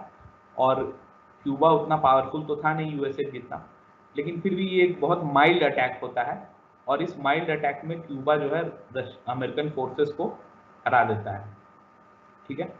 और इसी जब अमेरिका अटैक करता है क्यूबा पे, तो रशिया डिसाइड करता है कि वो न्यूक्लियर मिसाइल का फैसिलिटी सब लगाएगा क्यूबा में, और रशिया फिर क्यूबा में, यूएसएसआर फिर क्यूबा में न्यूक्लियर मिसाइल्स का फैसिलिटी लगा देता है, और ये जो मिसाइल्स थी उसका एम वो लगा देता है यूएसए की तरफ। तो बेसिकली एक ऐसा सिचुएशन पैदा हो जाता है कि क्यूबा में रशियन मिसाइल्स हैं जो यूएसए की तरफ पॉइंट कर रहे हैं, यूएसए को डिस्ट्रॉय करने के लिए लगे हुए हैं। तो इसी पूरे सिचुएशन को कहते हैं क्यूबन मिसाइल क्राइसिस। और ये क्यूबन मिसाइल क्राइसिस इसलिए इम्पोर्टेंट है कि अभी तक आप जहाँ भी देखें, जहाँ जिन जगहों का बात किए हैं, चाहे वो कोरिया का बात हो या जर्मनी का बात हो या इजिप्ट में जो सुएज कनाल क्राइसिस होता है, यहाँ पे कहीं भी रशिया, यहाँ पे कहीं भी रशिया और यूएसए एक दूसरे के सामने डायरेक्टली आमने सामने नहीं है कि रशिया और यूएसए में लड़ाई हो रहा है, यूएसएसआर और यूएसए में लड़ाई हो रहा है, ऐसा डायरेक्ट कन्फ्रंटेशन कहीं नहीं है। लेकिन क्यूबा वाले केस में क्या होता है कि रशिया सीधे मिसाइल लगा देता है क्यूबा में पॉइंटिंग टुवर्ड्स यूएसए। तो एक तरह से ये डायरेक्ट कन्फ्रंटेशन का सीन बन जाता है, और इससे पूरे विश्व में एक तरह से समझिए खलबली मच जाती है कि अब ये दोनों कंट्रीज जो न्यूक्लियर पावर कंट्रीज हैं, ये नाभिकीय शक्तियां हैं इनके पास, ये दोनों आपस में लड़ेंगे, तो इसके कारण पूरे विश्व में प्रॉब्लम होगा, पूरे विश्व को डिस्ट्रक्शन, पूरे विश्व को बर्बादी झेलना होगा। तो ऐसा सिचुएशन पैदा हो जाता है क्यूबन मिसाइल क्राइसिस के कारण, कि ऐसा लगता है कि अब दोनों कंट्रीज में वॉर जो है वो होके ही रहेगा। लेकिन फिर भी जो उस समय यूएसए के प्रेसिडेंट थे, उनका नाम था जॉन एफ कैनेडी, यूएसए के प्रेसिडेंट थे, उनका नाम था जॉन एफ कैनेडी। उनके एडवाइजर्स बोलते हैं कि रशिया ये जो मिसाइल लगाया है क्यूबा में, ये एकदम डायरेक्ट थ्रेट है यूएसए के लिए, और रशिया को मतलब यूएसए को रशिया पे अटैक कर देना चाहिए, क्योंकि क्यूबा में मिसाइल लगा के ये डायरेक्ट थ्रेट दे रहा है। लेकिन जॉन एफ कैनेडी जो थे वो काफ़ी सेंसिबल थे इस मामले में, और वो इस मामले में काफ़ी सेंसिबल थे, और काफ़ी मतलब एक तरह से हम कहें डिसिप्लिन दिखाते हैं, और काफ़ी लार्ज हार्टेडनेस दिखाते हैं, और ये डिसाइड करते हैं कि नहीं, हम लोग रशिया को या रशियन बेसेस को अटैक नहीं करेंगे, क्योंकि यदि दोनों कंट्री के बीच में युद्ध छिड़ गया तो पूरे विश्व में बर्बादी फैलेगा, पूरा वर्ल्ड डिस्ट्रॉय होगा, पूरे वर्ल्ड के कंट्रीज इसमें इन्वॉल्व हो जाएंगे। तो इसीलिए यूएसए के प्रेसिडेंट जॉन एफ कैनेडी जो हैं वो रेस्ट्रेंट दिखाते हैं, और उनके इस रेस्ट्रेंट के कारण निकिता क्रुश्चेव और जॉन एफ कैनेडी दोनों के बीच में एक बातचीत का एटमॉस्फेयर, एक बातचीत करने का एटमॉस्फेयर डेवलप होता है, और ये यूनाइटेड नेशंस के प्रेसिडेंट के अंदर बातचीत होता है। फिर दोनों कंट्रीज, निकिता क्रुश्चेव के अंडर रशिया और जॉन एफ कैनेडी के अंदर यूएसए, दोनों कंट्रीज एक दूसरे से बातचीत करते हैं, और फिर ये डिसाइड होता है कि अमेरिका जो है वो क्यूबा को अटैक नहीं करेगा, और रशिया भी फिर क्यूबा से अपना मिसाइल स्टेशन हटा लेगा, और इस तरह से क्यूबन मिसाइल क्राइसिस सॉल्व होता है। और क्यूबन मिसाइल क्राइसिस के बाद ही दोनों कंट्रीज के बीच में एक हॉट लाइन डेवलप होता है। हॉट लाइन मतलब कि डायरेक्ट बातचीत कर सकते हैं यूएसए के प्रेसिडेंट यूएसएसआर या रशिया के प्रेसिडेंट से।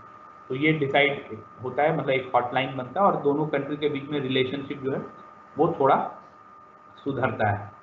आगे अब हम लोग यदि बात करें तो हम लोग आते हैं फिफ्थ फेज में। पांचवा फेज जो है, फिफ्थ फेज जो है वो स्टार्ट होता है 1962 में, 1962 में, और ख़त्म होता है 1969 में। तो फिफ्थ फेज जो है वो 1962 से लेके 1969 तक चलता है। तो इस फेज में क्या है कि यूएसए और यूएसएसआर दोनों के बीच में कोऑपरेटिव रिलेशनशिप डेवलप करने का कोशिश होता है। दोनों देश चाहते हैं कि एक दूसरे के साथ एक कोऑपरेटिव या सहकारी संबंध डेवलप हो। और इसी कड़ी में क्या होता है कि क्यूबन मिसाइल क्राइसिस के बाद जैसा कि हम बताएं कि पूरे विश्व को ये थ्रेट होता है, पूरे विश्व में ये डर होता है कि यदि ये दो देश न्यूक्लियर पावर देश, नाभिकीय शक्ति वाले देश आपस में यदि लड़ेंगे तो पूरे विश्व में बर्बादी होगा। इसलिए पूरे देश की तरफ से सब जगह से ये प्रेशर आता है कि इस न्यूक्लियर वेपन्स, नाभिकीय हथियार जो हैं इन पर बैन है। ठीक है, तो इसी कड़ी में हम लोग देखते हैं कि 1968 में 1968 में 1968 में nuclear non proliferation treaty, nuclear non proliferation treaty, nuclear non proliferation treaty, जिसको कहते हैं NPT, शॉर्ट फॉर्म में कहते हैं NPT, nuclear non proliferation treaty. ये 1968 में दोनों देश साइन करते हैं कि अब हम लोग पीसफुली रहेंगे और न्यूक्लियर वॉर में हिस्सा नहीं लेंगे। ठीक है, तो ये न्यूक्लियर नॉन प्रोलिफरेशन ट्रीटी जो है इसको हिंदी में कहते हैं परमाणु अप्रसार संधि। ठीक है, न्यूक्लियर नॉन प्रोलिफरेशन ट्रीटी को हिंदी में कहते हैं परमाणु अप्रसार संधि। ये 1968 में दोनों देश साइन करते हैं और फिर आगे ये डिसाइड होता है कि इन लोग न्यूक्लियर वॉर में पार्टिसिपेट नहीं करेंगे और बाकी सब कंट्रीज को भी इनकरेज किया जाता है कि वो भी NPT साइन करे, परमाणु अप्रसार संधि पे साइन करे और ये प्रतिज्ञा करें कि उन लोग भी अब न्यूक्लियर वेपन्स नहीं बनाएंगे, जिसके कारण पूरे दुनिया में खतरा हो रहा था। ठीक है, अब ये था हम लोग का 5th फेज। अब हम लोग आते हैं 6th फेज में, छठे फेज में। ठीक है, तो 6th फेज जो है वो चलता है 1969 से लेके 1978 तक। 6th फेज जो छठा फेज है वो चलता है 1969 से लेके 1978 तक। ठीक है, इसमें क्या होता है, ये फेज जो है इसमें जो दोनों सुपर पावर्स हैं USSR और USA, इन दोनों के बीच में बहुत सारा पीसफुल एग्रीमेंट्स होता है और एक तरह से ये डिसाइड होता है कि अब इन लोग शांति व्यवस्था बरकरार रखेंगे, बनाए रखेंगे। तो इस कड़ी में जो बहुत सारे इंटरनेशनल रिलेशंस के स्कॉलर हैं वो कहते हैं कि इस समय एक देतांत का अनाउंसमेंट होता है। देतांत का स्पेलिंग यदि लिखना चाहे तो लिख सकते हैं आप लोग DETENTE, देतांत, DETENTE,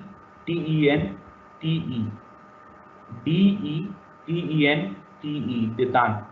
तो ये देतांत कहते हैं इसको इंटरनेशनल रिलेशंस के स्कॉलर्स, और वो कहते हैं कि ये देतांत अनाउंस होता है। और देतांत में बेसिकली क्या होता है कि USA और रशिया, इन दोनों कंट्रीज के बीच में a series of peaceful agreements होता है जिसमें इन लोग डिसाइड करते हैं कि आगे युद्ध नहीं करेंगे और ऐसा सिचुएशन पैदा नहीं हो जिससे पूरे वर्ल्ड को एक थ्रेट या डर का माहौल बने।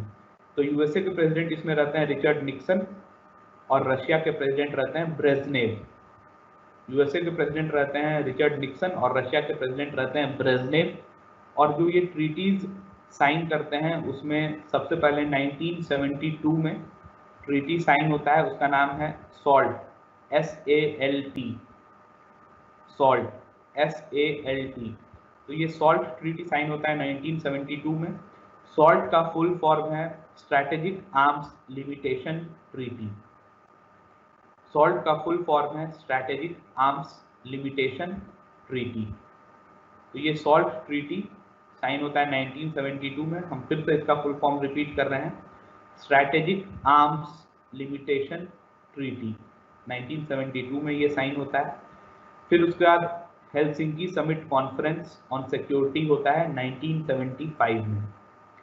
1975 में होता है Helsinki summit conference, Helsinki summit conference on security, Helsinki summit conference on security in 1975।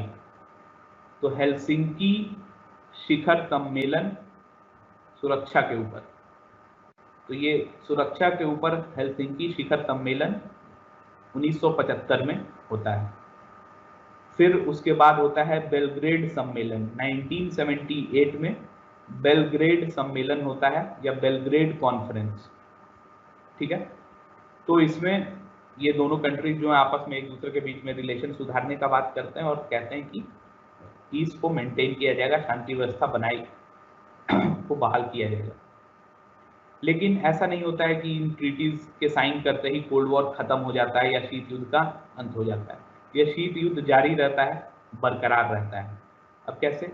अब मॉरिशस के पास एक जगह है डिएगो गार्सिया, ठीक है, एक आइलैंड है डिएगो गार्सिया। तो यूएस जो वो चाहता था यूनाइटेड स्टेट्स की डिएगो गार्सिया को मिलिट्री बेस बनाया जाए। यूएस चाहता था कि डिएगो गार्सिया मॉरिशस के पास जो आइलैंड है उसमें मिलिट्री बेस बनाया जाए। लेकिन अब वहां पे यदि यूएस मिलिट्री बेस बना लेता तो मॉरिशस जो है वो कहाँ है? भारतीय महासागर में, इंडियन ओशन में। तो हिंद महासागर में यदि वो बना ले मिलिट्री बेस तो मतलब क्या हुआ कि हिंद महासागर में भी यूएस अपना नजर रख सकता है उस मिलिट्री बेस के थ्रू। उस मिलिट्री बेस के थ्रू हिंद महासागर के एक्टिविटीज पे यूएस नजर रख सकता है। तो रशिया जो है वो इस चीज को फिर संदेह के नजर से देखता है कि फिर यहाँ पे यूएसए क्यों मिलिट्री बेस बनाना चाह रहा है। इसी समय हम लोग देखते हैं कि यूएसए जो है वो चाइना के साथ अपना रिलेशन को सुधारना चाहता है, क्योंकि चाइना में भी कम्युनिस्ट गवर्नमेंट था। तो हेनरी किसिंजर उस समय यूएस के फॉरेन सेक्रेटरी थे। वो 1971 में चाइना जाते हैं, 1971 में चाइना जाते हैं और ये देखने की कोशिश करते हैं कि कैसे दोनों कंट्रीज के बीच में रिलेशंस को, संबंध को और सुधारा जाए और बेटर किया जाए। लेकिन उसका उतना कुछ फ्रूटफुल रिजल्ट होता नहीं है, वो उतने सफल हो नहीं पाते हैं। फिर 1971 में हम लोग देखते हैं क्या है कि बांग्लादेश क्राइसिस होता है। तो बांग्लादेश क्राइसिस में भी हम लोग देखते हैं कि ये दोनों जो महाशक्ति हैं, जो सुपर पावर हैं, यूएसए और यूएसएसआर, दोनों फिर से एक दूसरे के सामने खड़े हो जाते हैं। तो इन सब चीज़ के कारण हम लोग क्या देखते हैं कि सिचुएशन जो है वो उतना उसमें सुधार होता नहीं। तो इसी तरह हम लोग देखते हैं ये 6th फेज जो है ये 1979 में खत्म होता है और इसके बाद आता है लास्ट फेज जो है 7वां phase, 7th phase. Last phase ये स्टार्ट होता है 1979 में और ये खत्म होता है 1987 में। तो ये 7th फेज जो है ये 1987 में खत्म हो जाता है और लास्ट फेज यही है। तो इस फेज को कहा गया है न्यू कोल्ड वॉर, नया शीत युद्ध। इस फेज को इस टर्म से जाना जाता है, इस टर्म को कहते हैं या इस फेज को कहते हैं नया शीत युद्ध या न्यू कोल्ड वॉर। और इस समय भी हम लोग देखते हैं कि कुछ ट्रीटी साइन होते हैं, कुछ प्रॉब्लम्स होते हैं, ठीक है। तो पहले इस फेज में हम लोग देखें तो 1979 में रशियन प्रेसिडेंट ब्रेजनेव और अमेरिकन प्रेसिडेंट जिमी कार्टर और रशियन प्रेसिडेंट ब्रेजनेव, इन दोनों के बीच में सॉल्ट 2 ट्रीटी साइन होता है। सॉल्ट का फुल फॉर्म आप लोग को बता चुके हैं, strategic arms and limitation treaty. तो ये सॉल्ट 2 ट्रीटी साइन होता है 1979 में और ये भी उसी के लिए होता है कि जो आर्म्स है, जो हथियार बना रहे हैं वो सब कम किया जाए और सिचुएशन को इम्प्रूव किया जाए। लेकिन इसी समय हम लोग क्या देखते हैं कि यूएसए जो है वो रशिया को डिफेम करने का कोशिश करता है। और रशिया को कैसे डिफेम करने की कोशिश करता है? तो यूएसए स्टार्ट करता है human rights and open diplomacy. Human rights and open diplomacy, इसको हिंदी में कहते हैं मानवाधिकार और मुक्ति की कूटनीति। Human rights and open diplomacy, इसको कहते हैं मानवाधिकार और मुक्ति की कूटनीति। इसके थ्रू यूएसए जो है वो रशिया को डिफेम करने का कोशिश करता है, और जो भी ह्यूमन राइट्स मानवाधिकार वाले मामले रशिया में थे, जहाँ पे मानवाधिकार का उल्लंघन हो रहा था, ह्यूमन राइट्स इशू को यूएसए पूरे दुनिया के सामने लाने का कोशिश करता है। उसको ट्राई करता है कि जहाँ भी रशिया में मानवाधिकार का उल्लंघन हो रहा है उसको पूरे समस्त विश्व के सामने लाया जाए, और इसके कारण रशिया का काफ़ी बदनामी होता है। इसी कड़ी में हम लोग देखें तो कोशिश तो दोनों तरफ से रहता है कि कोल्ड वॉर को ख़त्म किया जाए। ये जो एक डर का माहौल बना हुआ है कि कभी भी युद्ध हो सकता है, उस चीज़ को ख़त्म किया जाए, लेकिन ऐसा करने में इन लोग देश सफल हो नहीं पाते हैं इस समय। तो इसी कड़ी में हम लोग आगे देखें क्यों नहीं हो पाता है, कि जैसा अभी हम लोग आप लोग को बताया, जैसे हम अभी कि 1979 में ट्रीटी साइन होता है, ठीक है, लेकिन ये सॉल्ट II ट्रीटी जो है उसको यूएस सेनेट रेटिफाई नहीं करता है। मतलब यूएस सेनेट इसको अस्वीकार कर देता है। यूएस का जो सेनेट है, जहाँ पे बिल्स को या सरकार के किसी भी एक्शन को रेटिफाई किया जाता है, वहाँ पे इसको अस्वीकार कर दिया जाता है। US senate salt II treaty को अस्वीकार कर देता है। तो इसके कारण भी दोनों देश के बीच में टेंशन बढ़ता है। फिर इसके बाद क्या होता है कि 1980 में मॉस्को में ओलंपिक होता है। मॉस्को में ओलंपिक खेल का आयोजन होता है, और इस मॉस्को ओलंपिक्स को यूएसए, मॉस्को हम बता चुके हैं आप लोगों को कि रशिया का कैपिटल था, तो मॉस्को ओलंपिक्स को यूएसए बॉयकॉट करता है, कहता है कि उसमें पार्टिसिपेट नहीं करेंगे। तो इन सब चीज़ के कारण रशिया का काफ़ी बदनामी होता है, और रशिया को भी लगता है कि इन सब के बावजूद इतना हम लोग ट्रीटी और ये सब चीज़ संधि पे साइन किए हैं, लेकिन फिर भी ये प्रॉब्लम सॉल्व नहीं हो पा रहा है। तो इस तरह से हम लोग देखते हैं कि ये 7 चरण हैं कोल्ड वॉर के, जिसमें डिफरेंट इश्यूज हैं जिसके बारे में हम लोग बात किए, और इस पे हम लोग ये देखते हैं कि कैसे कैसे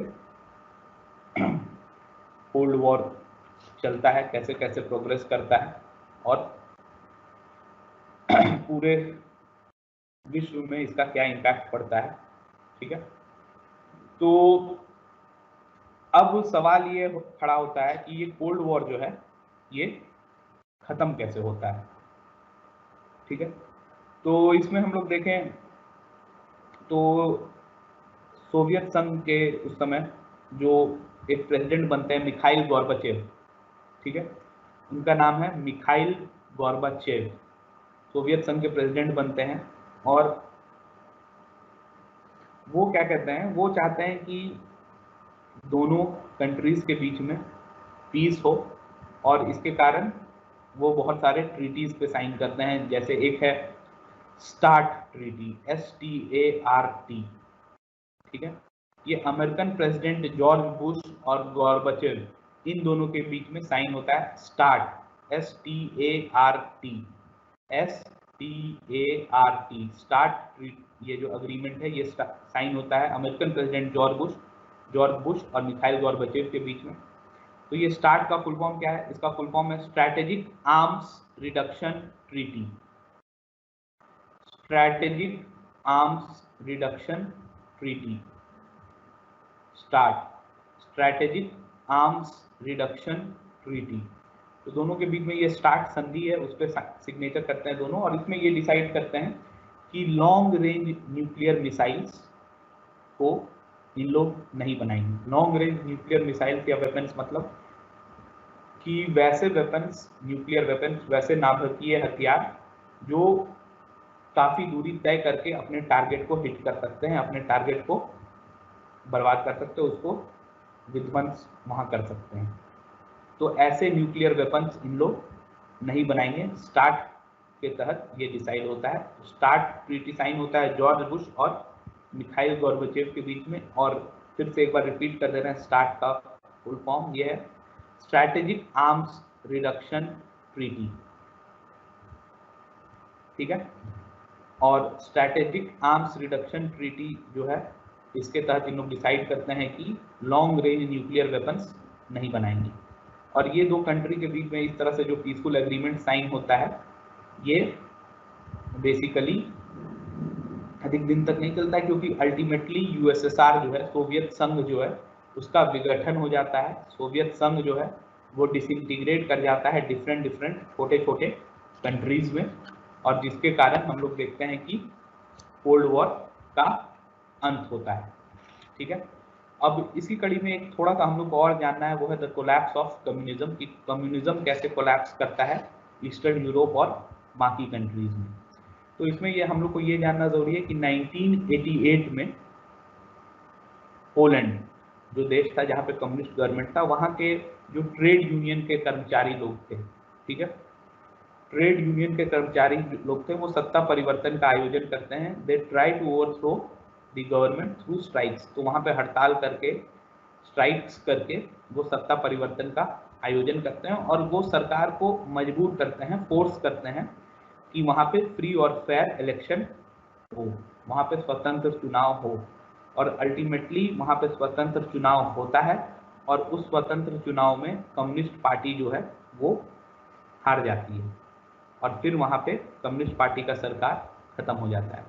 जैसे ही ये चीज़ पोलैंड में होता है, कुछ ही सालों के अंदर ये चीज़ पूरे ईस्टर्न यूरोप में फैल जाता है, और फिर धीरे धीरे पोलैंड के बाद हंगरी, चेकोस्लोवाकिया, बल्गेरिया, रोमानिया, ये सब जो कंट्रीज हैं वहाँ पे भी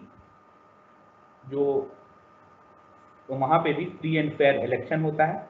और वहाँ पे भी फ्री एंड फेयर इलेक्शन के बाद क्या होता है कि जो कम्युनिस्ट गवर्नमेंट है उसको बाहर का रास्ता दिखा देते हैं लोग, जो साम्यवादी सरकार थी उसको लोग बाहर का रास्ता दिखा देते हैं इन कंट्रीज में भी, और यहाँ पे भी कम्युनिस्ट गवर्नमेंट जो है वो डिक्लाइन करता है। ठीक है, अब यही चीज ईस्ट जर्मनी, जो हम बताए ईस्ट जर्मनी में भी ये चीज चल रहा था।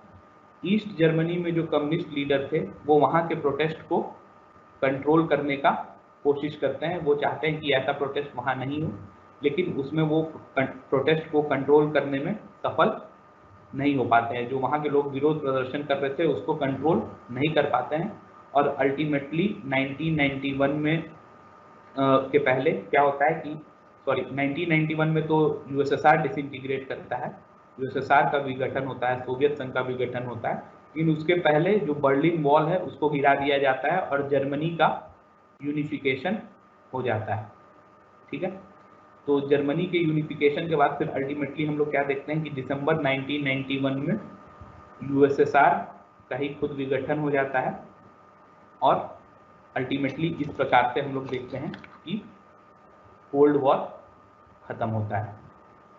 ठीक है, तो अब एक इम्पॉर्टेंट चीज है जो हम लोग को जानना है, वो ये है कि इस कोल्ड वॉर का इंटरनेशनल पॉलिटिक्स पे, अंतरराष्ट्रीय राजनीति पे इस कोल्ड वॉर का क्या प्रभाव पड़ता है।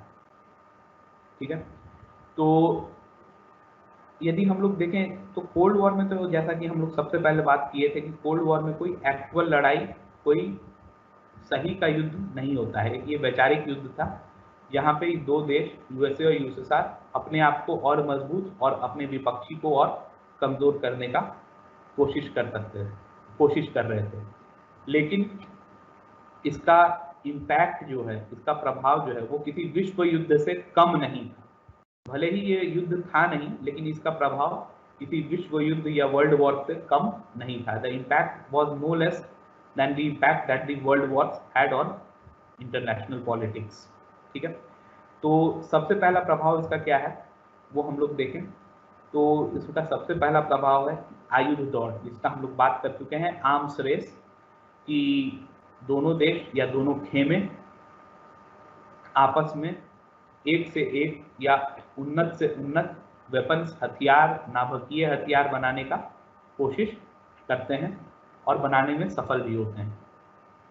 दूसरा एक इम्पॉर्टेंट इम्पैक्ट हम लोग देखें, जिसका ऑलरेडी हम लोग इस डिस्कशन में बात कर चुके हैं, इम्पॉर्टेंट इम्पैक्ट क्या था कि वर्ल्ड जो है वो दो ध्रुव में बढ़ जाता है, बाईपोलर वर्ल्ड बन जाता है। एक पोल, एक ध्रुव जो है वो यूएसए का है, दूसरा ध्रुव किसका है, यूएसएसआर का। तो राइवल कैंप्स, मतलब एक दूसरे से कन्फ्लिक्टिंग कैंप्स डेवलप हो जाते हैं, जिसमें एक तरफ है यूएसए, एक तरफ है यूएसएसआर। तो दो ध्रुव वाला दुनिया का हम लोग देखते हैं कि विश्व राजनीति जो है वो द्विध्रुवीय विश्व राजनीति हो जाती है, एक तरफ यूएसए, एक तरफ यूएसएसआर, ठीक है। और ये जो ध्रुव था, दो ध्रुव, वो किस चीज पे बेस्ड था, वो वैचारिक मतभेद या आइडियोलॉजिकल डिफरेंस पे बेस्ड था। एक तरफ लिबरल डेमोक्रेसी, उदारवादी लोकतंत्र था, तो दूसरे तरफ साम्यवाद या कम्युनिज्म था, ठीक है। फिर उसके बाद हम लोग क्या देखते हैं, मिलिट्री अलायंसेस।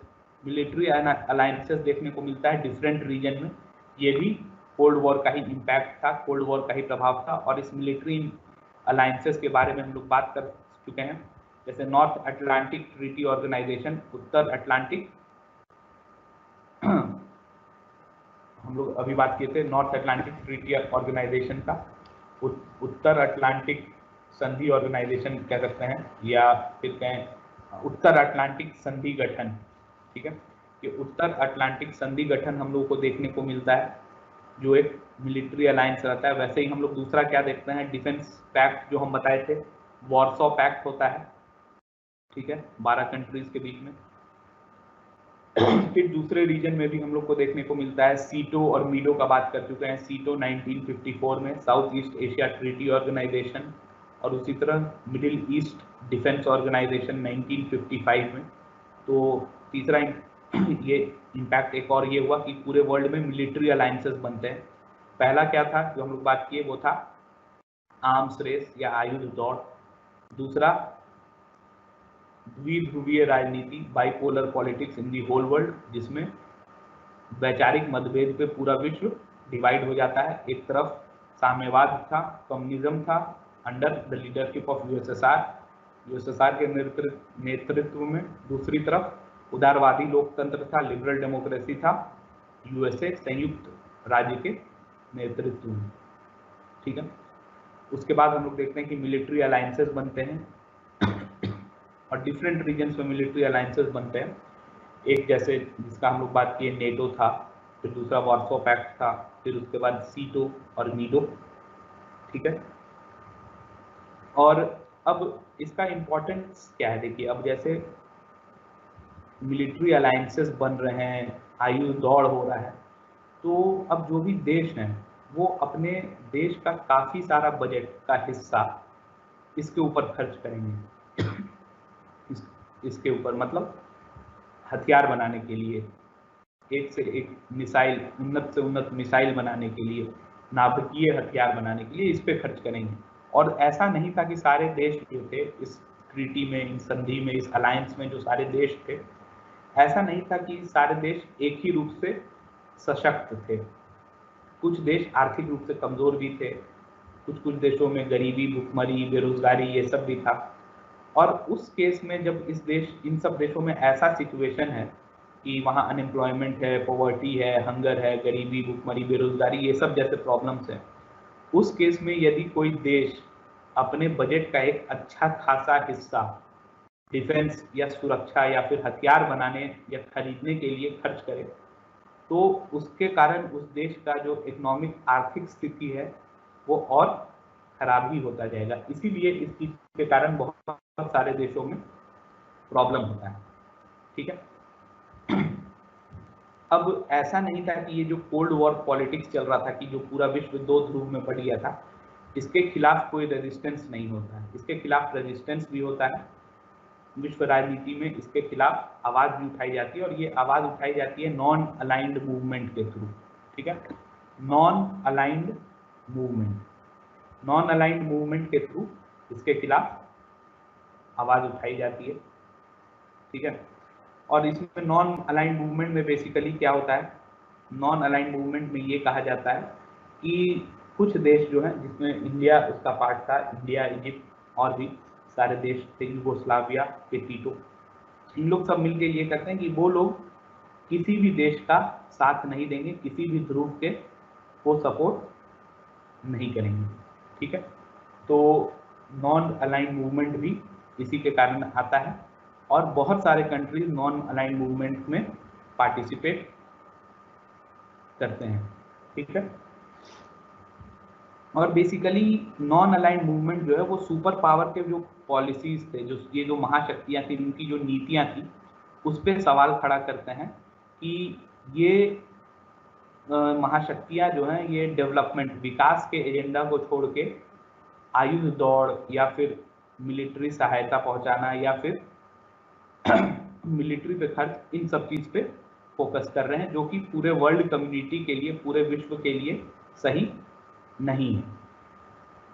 और इसी कड़ी में यदि हम लोग देखें तो इसी में एक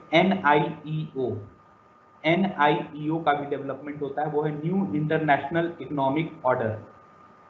न्यू इंटरनेशनल इकोनॉमिक ऑर्डर का भी डेवलपमेंट होता है, ठीक है। और न्यू इंटरनेशनल इकोनॉमिक ऑर्डर ये बेसिकली एक डिमांड होता है कि इसमें बेसिक जो ह्यूमन नेसेसिटीज है, जो ह्यूमन ज़रूरत है, जो मानव को बेसिक चीज़ चाहिए, रोजगार, भूखमरी ना हो, गरीबी ना हो, उन सब चीज़ों पे फोकस किया जाए।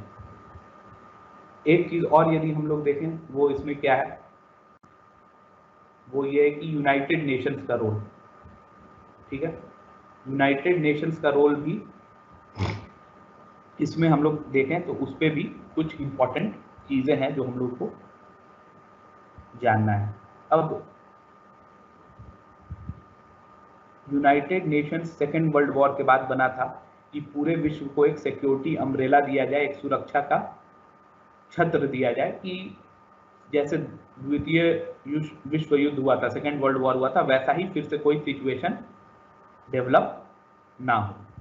लेकिन होता क्या है, इस कोल्ड वॉर के कारण हम लोग देखें तो यूनाइटेड नेशंस के लोग जो हैं निर्भर अब नहीं रहते हैं। वो बहुत सारे देश जो हैं वो यूनाइटेड नेशंस के ऊपर अब निर्भर नहीं है।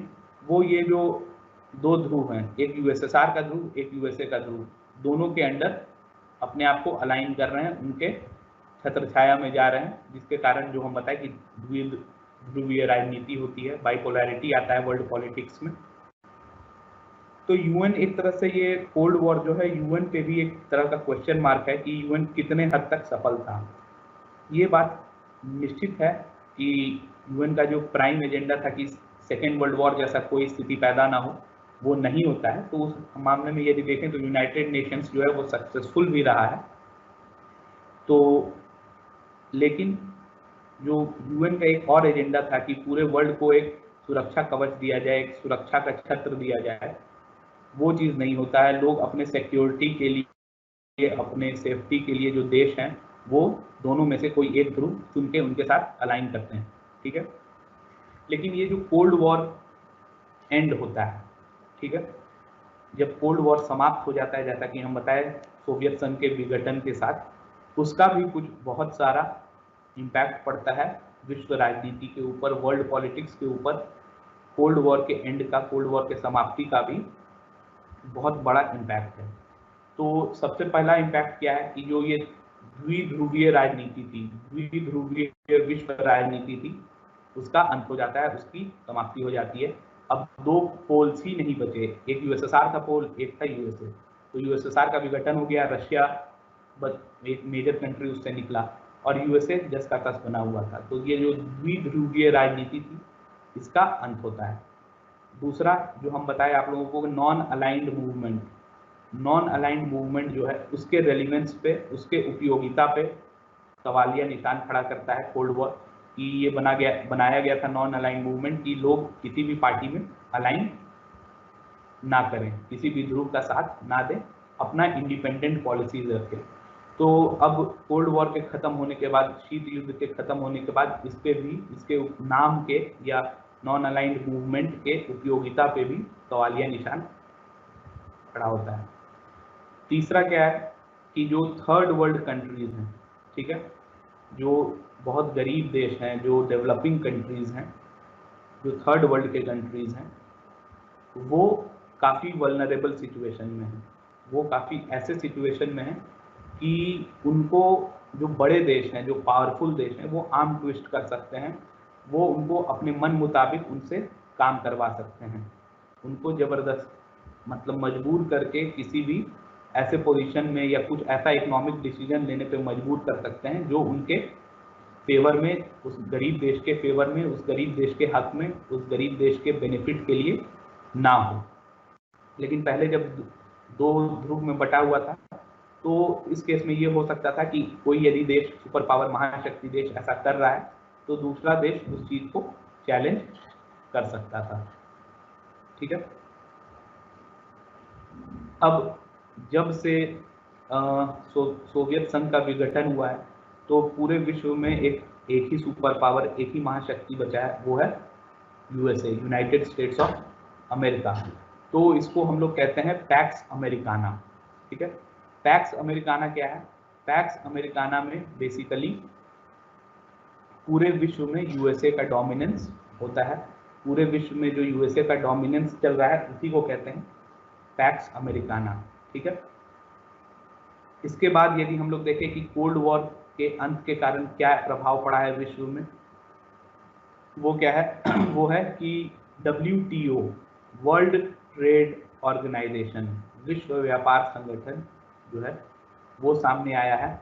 और विश्व व्यापार संगठन बहुत सारे कंट्रीज को आपस में एक दूसरे के साथ ट्रेड करने के लिए मदद तो कर रहा है, लेकिन इस ट्रेड का जो फीचर्स है या बेसिकली कहें इस ट्रेड में जो टर्म्स हैं जिसके तहत ये ट्रेड या ये व्यापार होगा, वो किसके हक में है, वो किसके फेवर में है? वो जो ऑलरेडी डेवलप्ड, जो ऑलरेडी विकसित राष्ट्र हैं, जो ऑलरेडी अमीर और पावरफुल राष्ट्र हैं।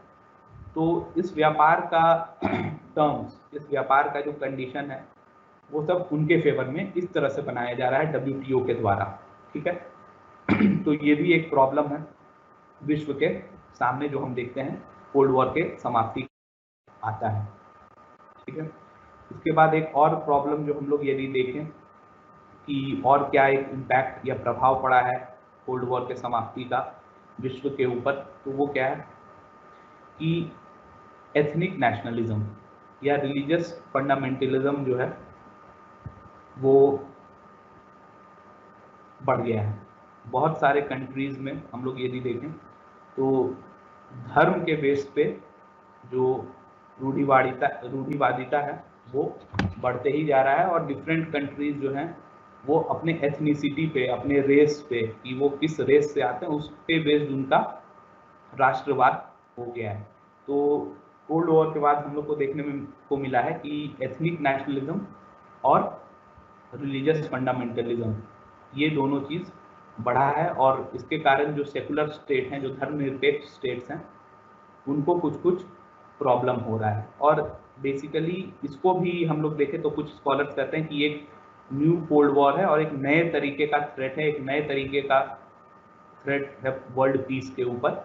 और पोस्ट कोल्ड वॉर मतलब शीत युद्ध के खत्म होने के बाद ये एक नए तरीके का थ्रेट है जो पूरे विश्व के शांति को भंग करने का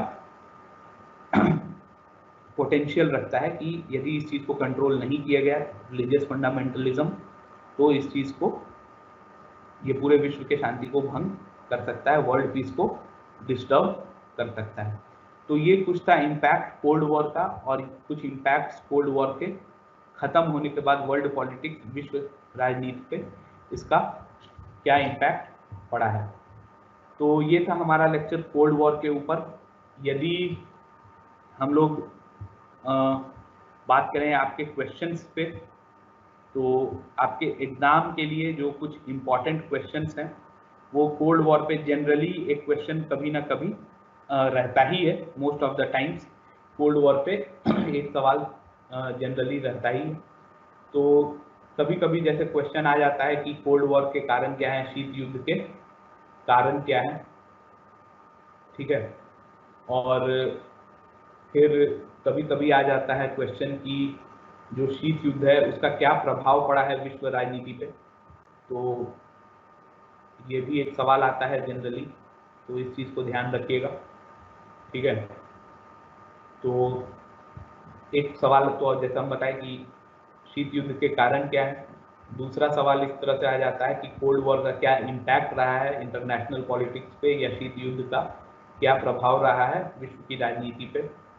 या फिर इस तरह से भी सवाल आता है कि विश्व युद्ध के पश्चात या द्वितीय विश्व युद्ध के बाद शीत युद्ध जो है वो अंतर्राष्ट्रीय व्यवस्था को प्रभावित करता है, तो इसकी व्याख्या कीजिए। तो इस टाइप का भी सवाल आता है। इसमें आपको फेजेस ऑफ कोल्ड वॉर बताना है कि कैसे कोल्ड वॉर डिफरेंट फेजेस में चलता है, और एक प्रॉब्लमेटिक सिचुएशन पैदा करता है पूरे विश्व के लिए।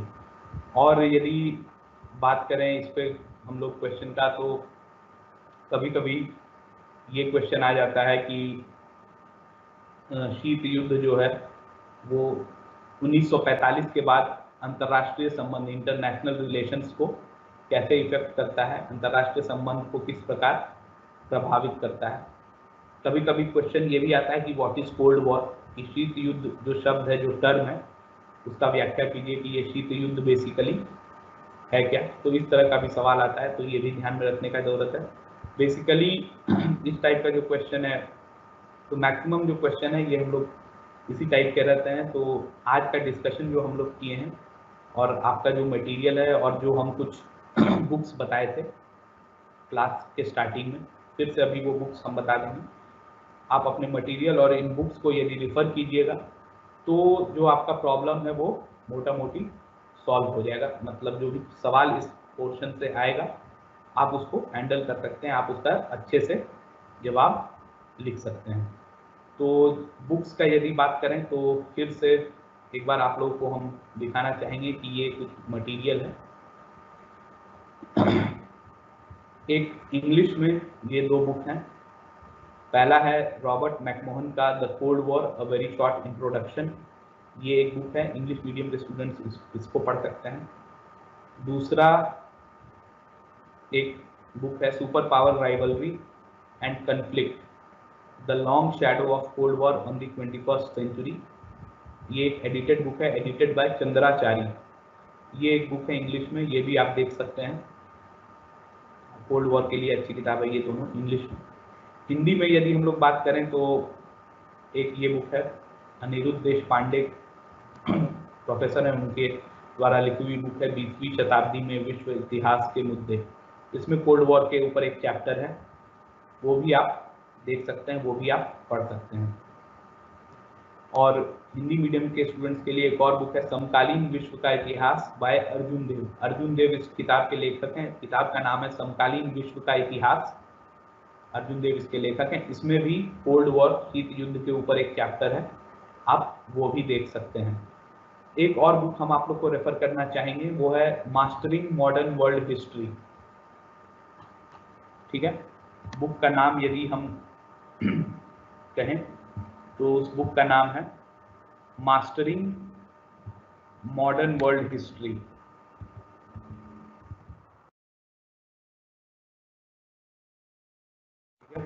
मास्टरिंग लिख लीजिए, ये काफी इंपॉर्टेंट बुक है।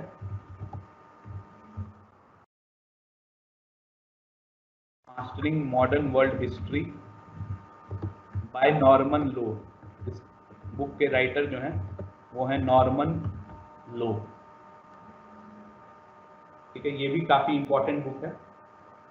ठीक है, आप चाहे तो ये बुक पढ़ सकते हैं। इसमें भी कोल्ड वॉर के ऊपर एक इंपॉर्टेंट चैप्टर है जो आप पढ़ सकते हैं। ठीक है, बुक का नाम है मास्टरिंग मॉडर्न वर्ल्ड हिस्ट्री और बुक के राइटर हैं नॉर्मन लो। यदि आप इसको देखना चाहें तो हम आप लोग के लिए ये नोट करना चाहें तो शेयर कर दे रहे हैं स्क्रीन पे।